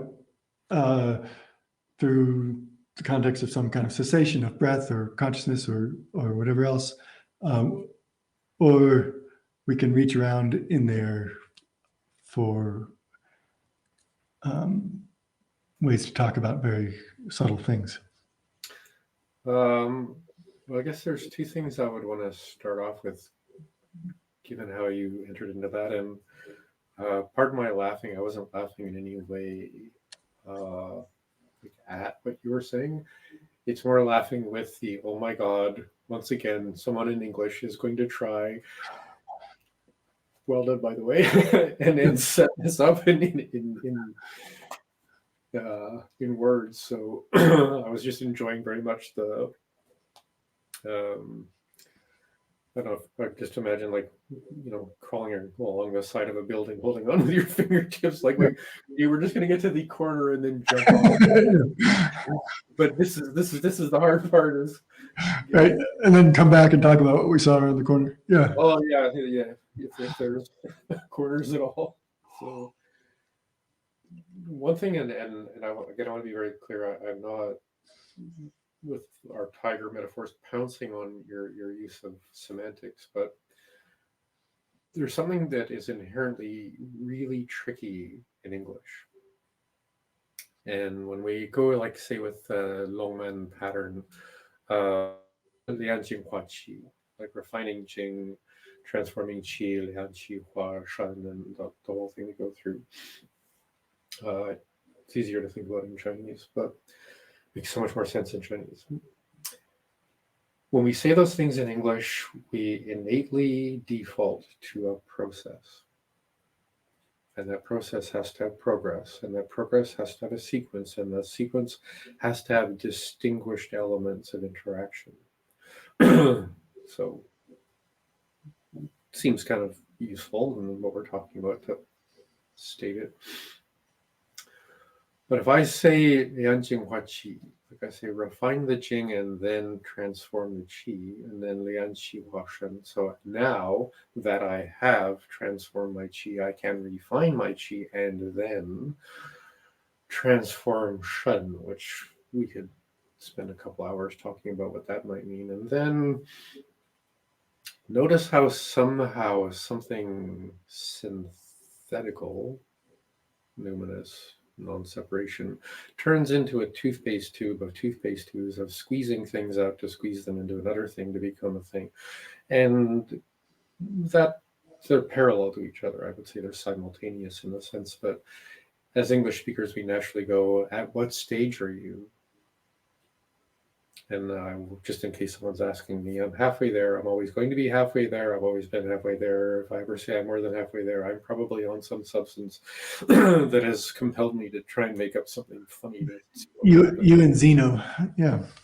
I don't know what we say in the military, shits and giggles or something. So. Yeah. So the dilemma with the way we frame it in English is there's objects. Objects have object permanence. Object permanence changes meaning into sequence, and the superlative better, better, better, better. Instead of cuteness, we have cutest, right? And that's way too comfortable for the English mind, and unfortunately, a house of mirrors. If we take it literally, and English loves to take things literally. So having said that, let's allow the possibility that whatever Jing Qi Shen, Xu Tao, all those terms refer to in some way, there has to be something that's simultaneous. There has to be some aspect of our appreciation of this that allows the boundedness and the separation of all of this terminology to be recognizably kind of the point. Or else we're just climbing a ladder that's made in Chinese that no one's even sort of hinted at lead and mercury and tigers and dragons and kun and lees and ups and downs and all this stuff, right? Because Taoist terminology is rife with humor about the left brain taking over the possibility of actually experiencing existence for itself. And it frames its process in that way, almost like a tongue-in-cheek distraction. Like, are you going to bite the hook of a little fishy fish, or are you going to stay in the water and enjoy the ocean of Tao, right? Mm-hmm. So we can get caught up. So this is where I'm going to take this. And having a different cultural background, linguistic background, I'm going to ask people to join me in something unfamiliar. So, believe it or not, in English or in languages that predate significant agriculture, significant numbers of people, the habit within the languages is to not really use especially individuating pronouns. Like, say, from a First Nations or a Native American point of view, and we see this in inner cities as well, we don't use names. We use kinship terms. Hey cousin, hey brother, hey sister, we can say that with gang signs and try and sound like we're badass gangsters or something. Or if you're on a native reservation somewhere, your people refer to each other in kinship terms, because that's actually implicit in the language. And when you take that one step farther, and pardon me for dragging us into it this way, but I do have to drag people a bit to this. What are you going to do with your experience when you recognize there's no word for you and there's no word for me?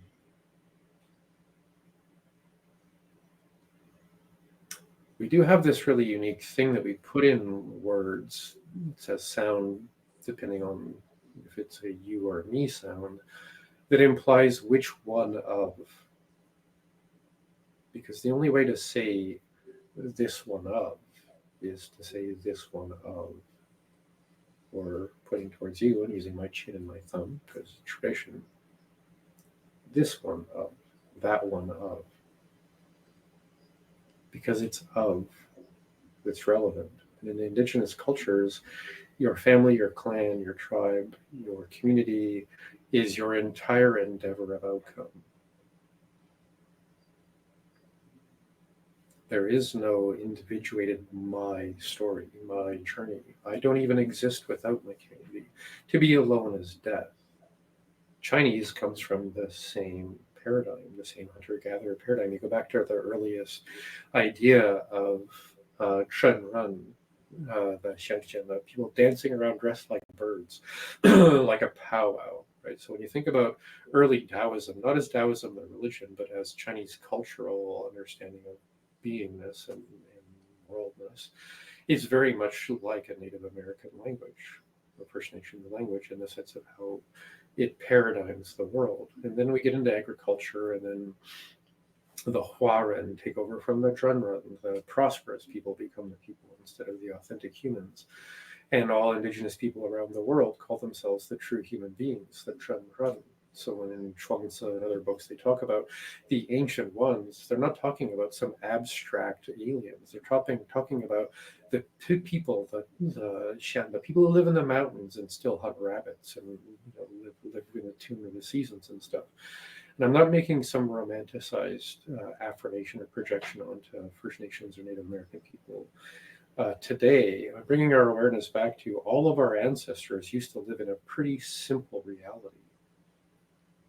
If you go back to the last ice age, we all sat at the beach living off mussels and lobsters in an infinite duality of day and night, near the equator, watching the water until, oh yeah, the ice ages are over and the tsunamis and earthquakes happen. And now we're no longer numinous humans, we're now hunter-gathering humans, and then we're planting food humans, and now we're industrial city living humans. So when we go back into what is innate, what is latent, what is a kind of home within the mind, within the beingness of being, is to recognize that we're here of something, as something, for something. We could say the land. I am this one of the land, as the land, for the land, in the context of, say, the climate crisis. So when we think about what changes, this one of, right now, I'm this one of this conversation. I'm delighted to be here. So nice to meet you, by the way. This, what joyous way to meet someone. So when we go into the idea of Lianjing Hua Qi, now we're dealing with substrates of aliveness, substrates of Ming, of our aliveness potential, our good and bad genetics, or whatever, to just exist in felt sense reality, because we exist of felt sense reality. And there's potency, and then there's tiredness, and then there's aging and mortality. And my favorite translation of immortality is wholehearted mortality. Because we're here until we're not, might as well show up, right? Now I can show up as the individuated Michael, or as this one of Dao. And this is the tricky thing. Imagine that there's a coral reef. And in this coral reef, there are many little fun clownfish like that, Finding Nemo fish, because they're kind of cute and they live around coral reefs. And let's say you being you,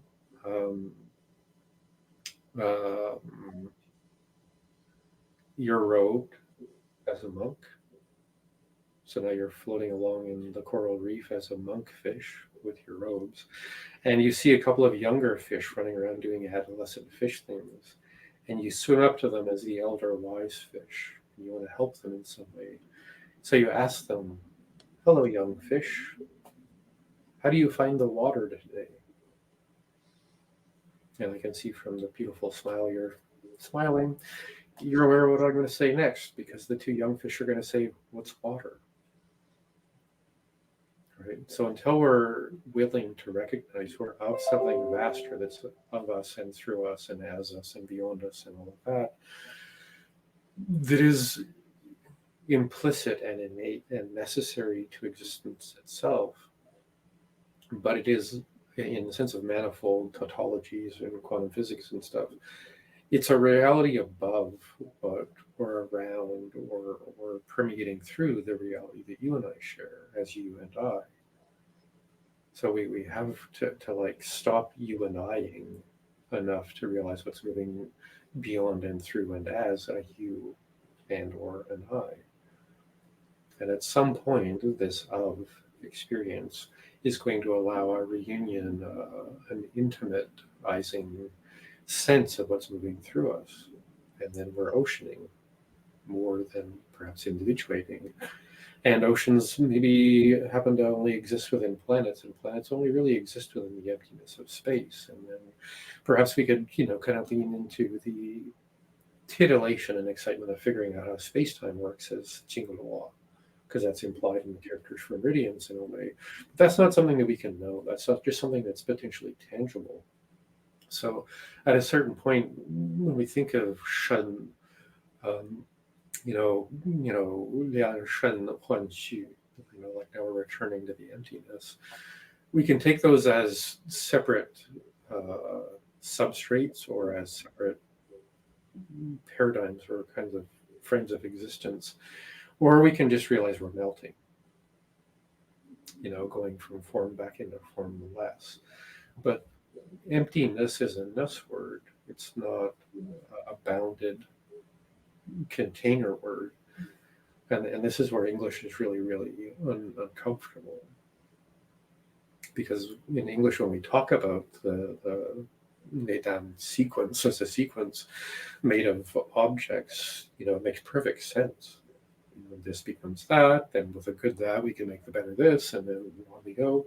But we don't recognize the paradigm is just inviting us to continue subtracting instead of adding. In the quality of ness.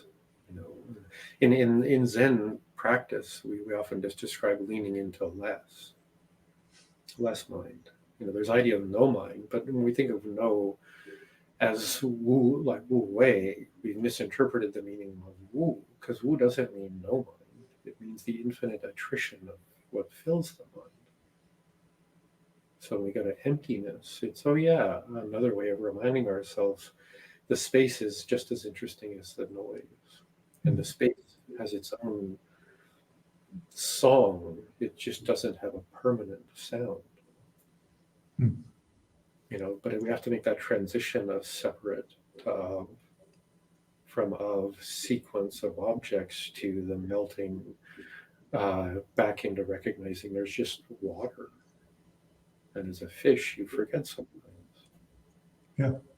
Yeah, beautiful.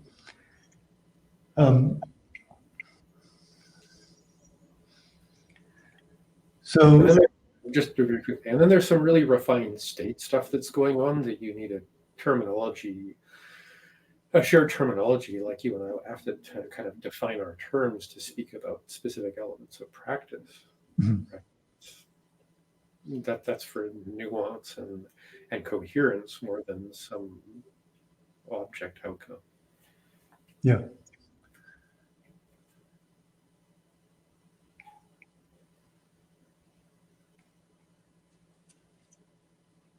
I sometimes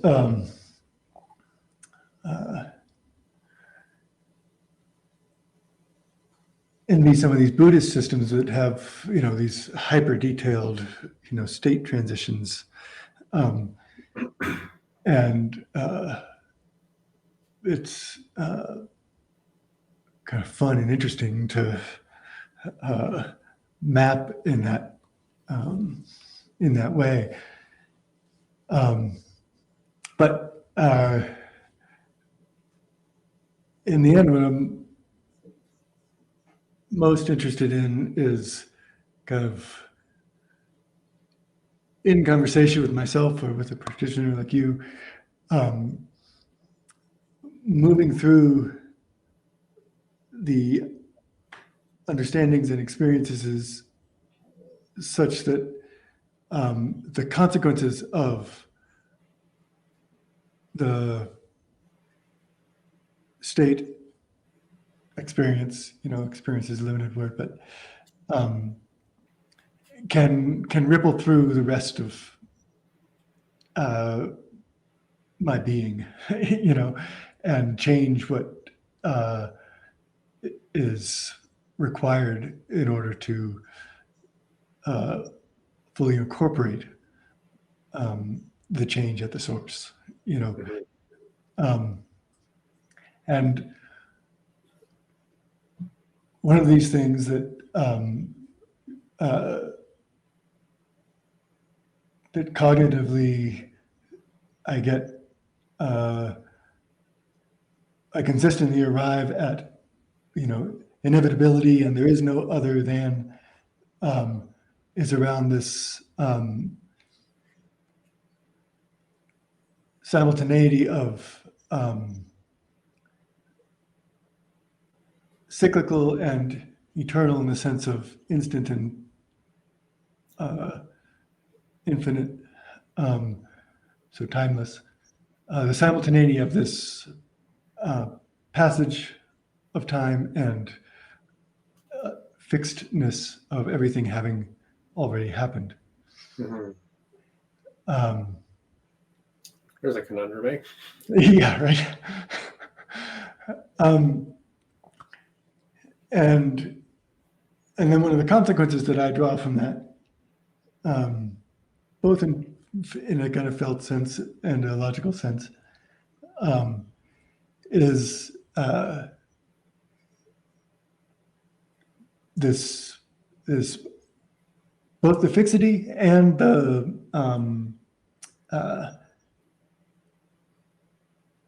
felt experience of the process of coming into being out of non-being, and that in neither of those understandings do I see any location in which agency can live, in which free will can exist. But it has to let the guard down. Well, but aren't the thoughts and feelings and conclusions and unravelings also just part of that coming into being pattern? Aren't they also fixed? Do you know what an Etch-a-Sketch is? Yeah. So the little thing we used to play, and you got thermite in there weirdly enough, and you can twist that off Yeah. to make things. I think the universe delights in that. And not to go too far into big words, but there's no other terminology in English for this. If you take spiritual practice, philosophy, and quantum physics and put them in a pot and stir it for a while, you're going to end up with the term, I gotta get this just right because it's wordy, a infinite fractal manifold tautology. So infinite, we can all point our finger in some direction towards what that might suggest. Tautology implies a system that explains it all. Fractal suggests that no matter what you're looking at, there's a scale at which you'd see the same thing vaster than you and or regressively infinitely smaller than you. And you can say like a solar system looks a lot like a galaxy, looks a lot like how we image an atom, in the sense of what fractal kind of scales are like.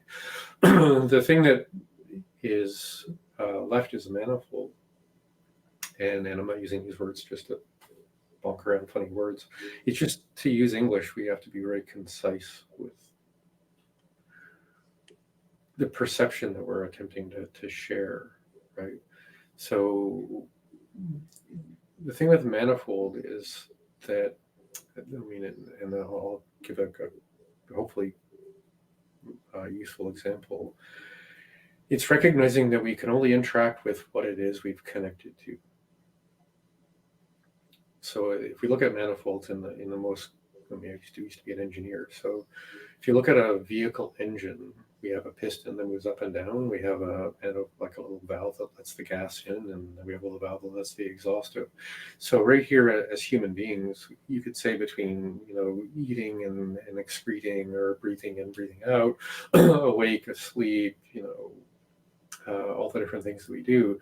What's outside of that bounded experience is outside of our experience. We go to the store, we get food, we go to the bathroom, we poop. Hopefully our life is a lot more interesting than that, but there's this bounded experiential manifold. Now, if we look at manifolds, using a car engine, you and I know that we live in this weird piston. And we both know, because we've studied with teachers, that there's something outside of this piston we call an intake manifold. And we could call that maybe a vaster aspect of shun.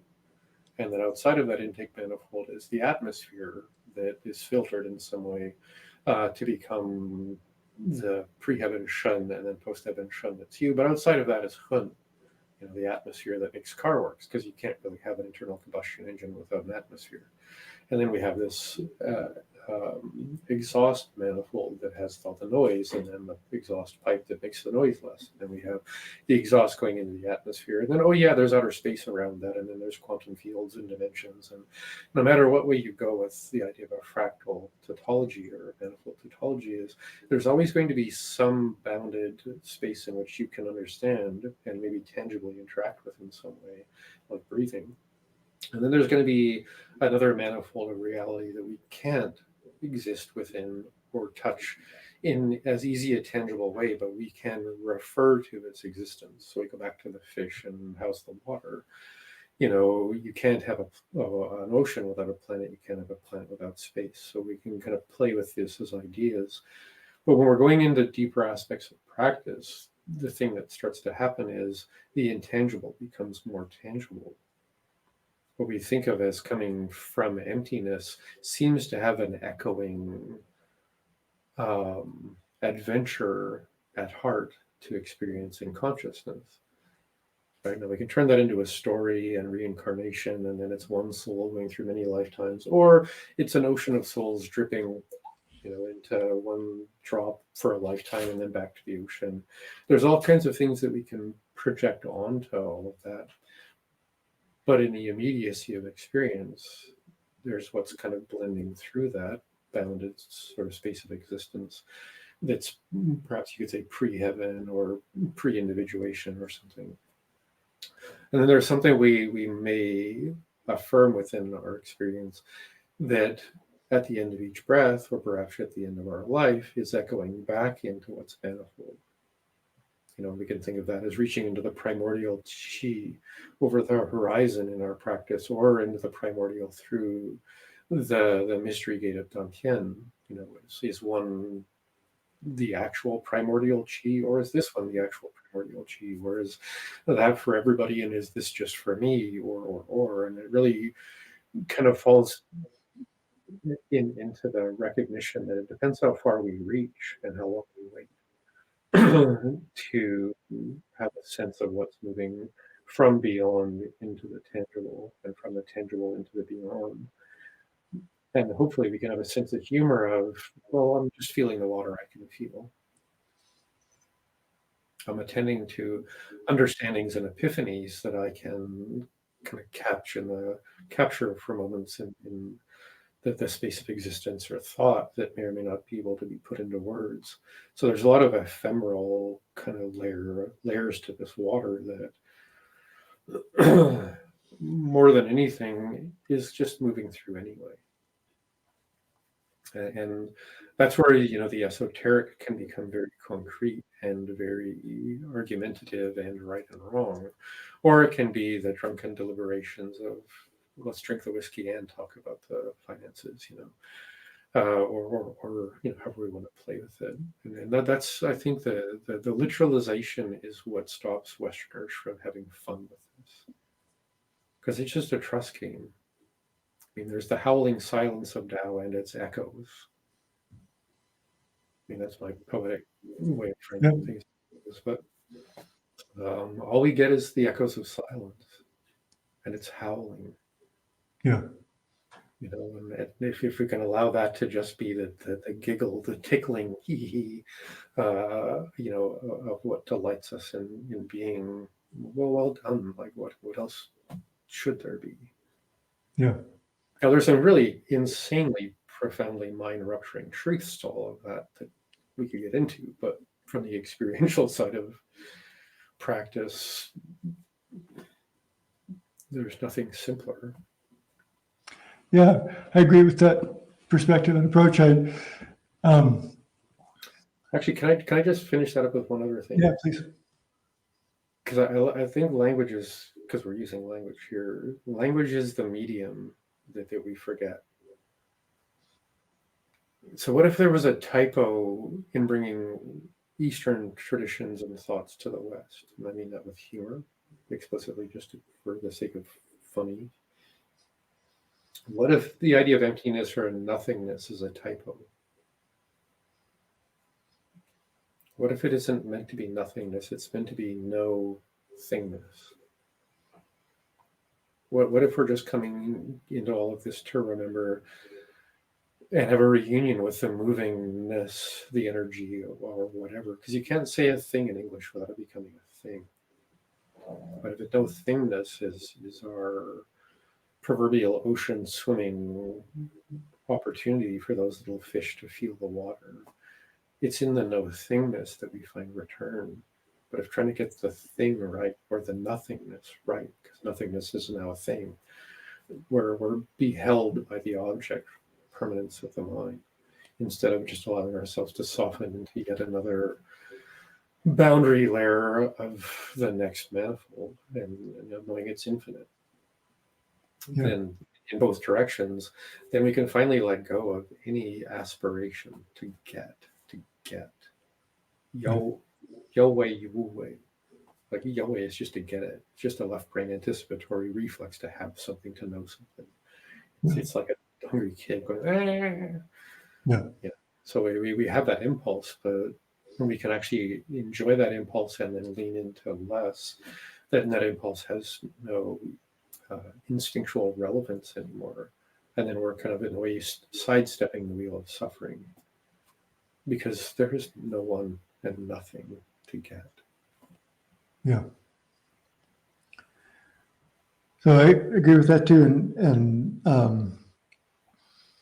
I think it's important to kind of walk that circle again and again with ourselves and with anyone we might be teaching.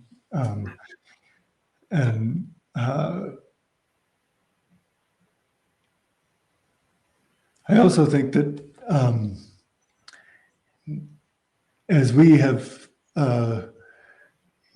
carried this language and allowed it to carry us in this loose, shifting, adaptive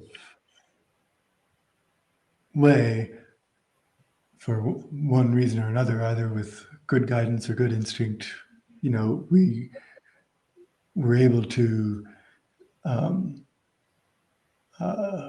traverse some of this territory. And then I also think that as the practice bears fruit in certain ways, then we end up in a place that is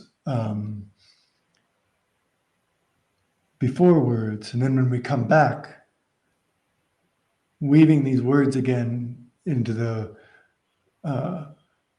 warp and weft of our experience and understanding, and in ways that uses language that is new again from the source, even if it's repetitive with something that has come before. That gives us the opportunity to pull tight where the warp and weft has been snagged, and kind of get the verticals going vertical and the horizontals going horizontal, such that the tapestry is more true in ways that we can both see and convey. And it's that part of the journey. It's the journey back, or back to language after their journey back, that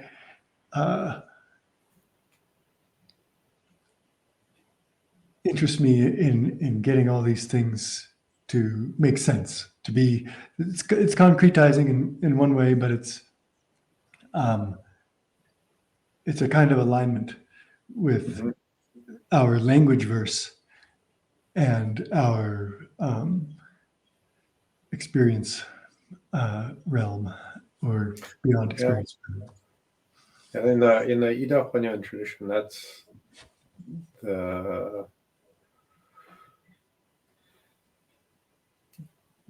going to be always the guiding paradigm, and it could be as simple as, why do I crave chocolate? And then we, Huan Yuan, we return to the source of, what chocolate initially meant the first time you tried it. And then from a psychotherapeutic point of view, which is again a big part of that family tradition, we can keep migrating back into, say, the thing that went wrong in human evolution as on a cultural level or something like that, that produced some thing we're all dealing with now, and on and on. And then there's, like you're saying, we go back to, returning to this source in a way that's perhaps more true to Taoist cultivation. And then we come back into the event space of language and then try and, make the mouth sounds that work. And it's like a scale that could be like, where did I leave my car keys, all the way to what is the innate nature of existence itself for itself. And I mean that's why I will always enjoying. I mean, this is maybe a complete jump into something, but it's symbolically true. You can buy these elastic bands that have little marks on them. If you're an acupuncturist, you can use to lay across body parts that stretch out in a way for what we would call sort of the proportional inch of measurement to find acupoints. And that doesn't actually work the way that we would want it to, but it's kind of an interesting idea that we can have like a compass or a scale or a grid, like a graph paper grid, or something that we can just consistently come back from those experiences and then lay the graph over and say, and this is, my report coming back from the other side, or, teaching students and stuff like that.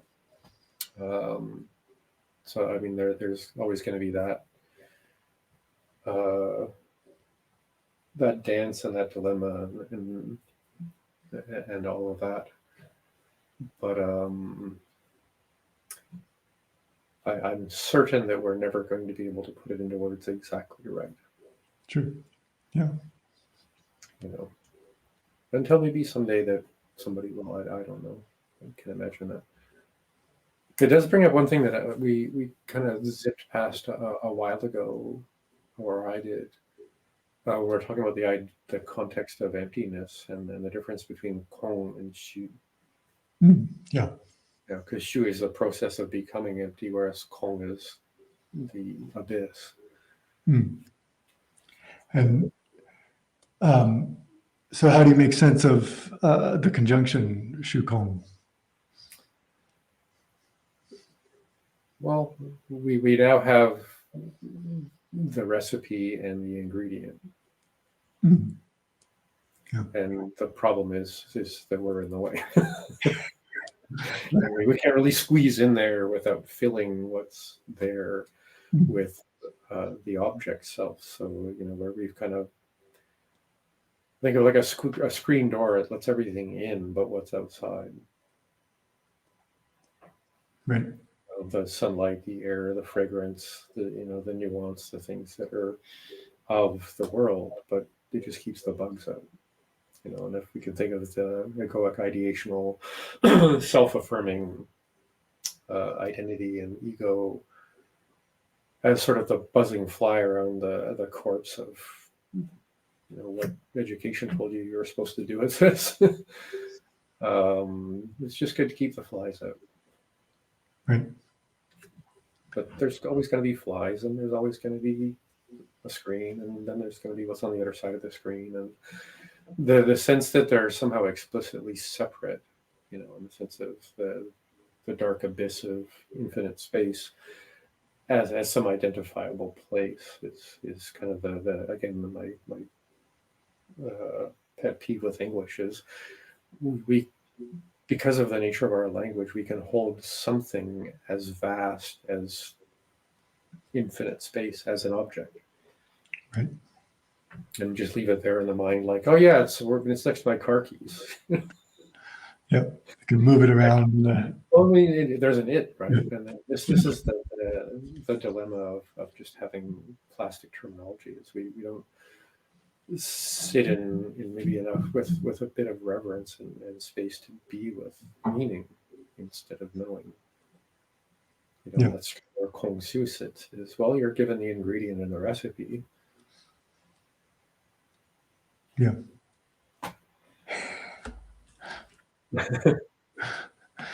Give it to your tiger and off you go.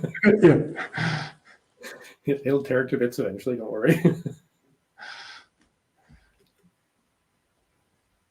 And then again, that's why I'm going to come back to Wu Wei. It's the story that's told within the characters is the truth that we're invited to conjoin with, but there's nothing we can do about it. Like the steering wheel it's not really a wheel. Yeah.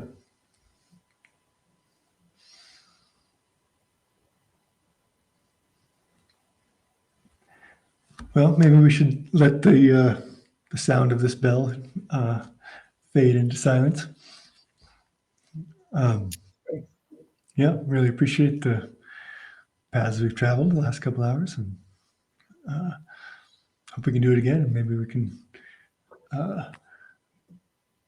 start with now that we've got this foundation, we can narrow in on a specific conundrum and explore it. Yeah, well, I'm definitely all about practice.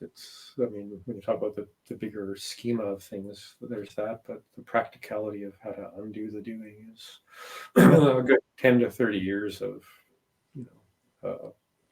practical tools and practice. Cool. Yeah, be good to get into that. One thing that whether or not we have another conversation is up to the fun of causality, but one thing I would encourage anyone to consider, and I'll bring to our next conversation if we have one, is making a parallel between Western physiology and Chinese esoteric terminology, because say within Aging 2 or other aspects of Meitan, Xiantai and things, there is always, up to a point anyway, always going to be a Western correlate explanation of what's happening in the sense of physiology that is so profoundly confirming and affirmational and supportive to the countless generations of what people have been up to around Xu Dao and Geidan practice, that it's worth sharing for those of us who are existing in that Western paradigm, to be like, well, that explains why that happens, why this outcome happens, what this feels like. Because if we're going to be in the left brain, why not use like the microscope sometime to really say, yes, this is in fact what we can measure is occurring. And the same thing I would encourage anyone going into these things.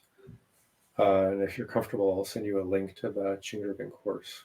It's for anyone who wants to take it, but it's kind of a course that was designed for training clinicians as well. Is whatever model of selfing and self-understanding that you're open to applying to your practice, you might want to really spend a good year just talking to a therapist, or your Daosher. If you're studying in a Taoist tradition, kind of like that, because psychotherapy was invented to replace talking to a priest. Mm-hmm. So if we don't have a chance to sit as a self and deconstruct and kind of let go of our selfing bit by bit, then we end up creating this kind of dynamic of the self is a wrongness, a self is some perturbation, instead of, that's where we build the momentum and we learn how to let go of things to become more complete instead of just emptiness. Because I think we have to fulfill a kind of obligation of becoming before we can really authentically invest in the opposite of becoming and moving into that beyond the profound, the infinite. So if I was just to leave people with those things, is this stuff all makes sense scientifically, by the way. And you might want to really be clear on the structure of yourself before you abandon it. Yeah.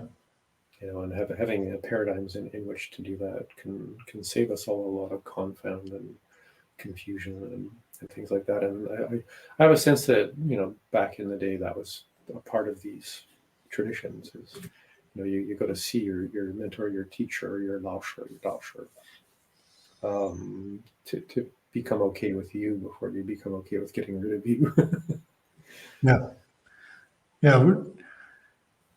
When I visit the Dragon Gate Caves temple, one of the, I think, exceptional things about my teacher, who's abbot for I don't know how many decades and died when he was 90 something, 6, 7, 8, uh, was his care for the individuals in the community. And it was so clear and so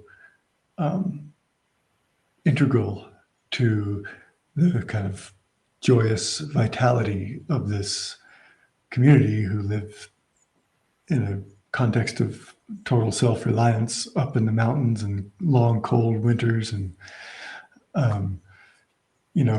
city kids who left their lives to be there unprepared for hardship in a way, but this amazing container and vessel created by this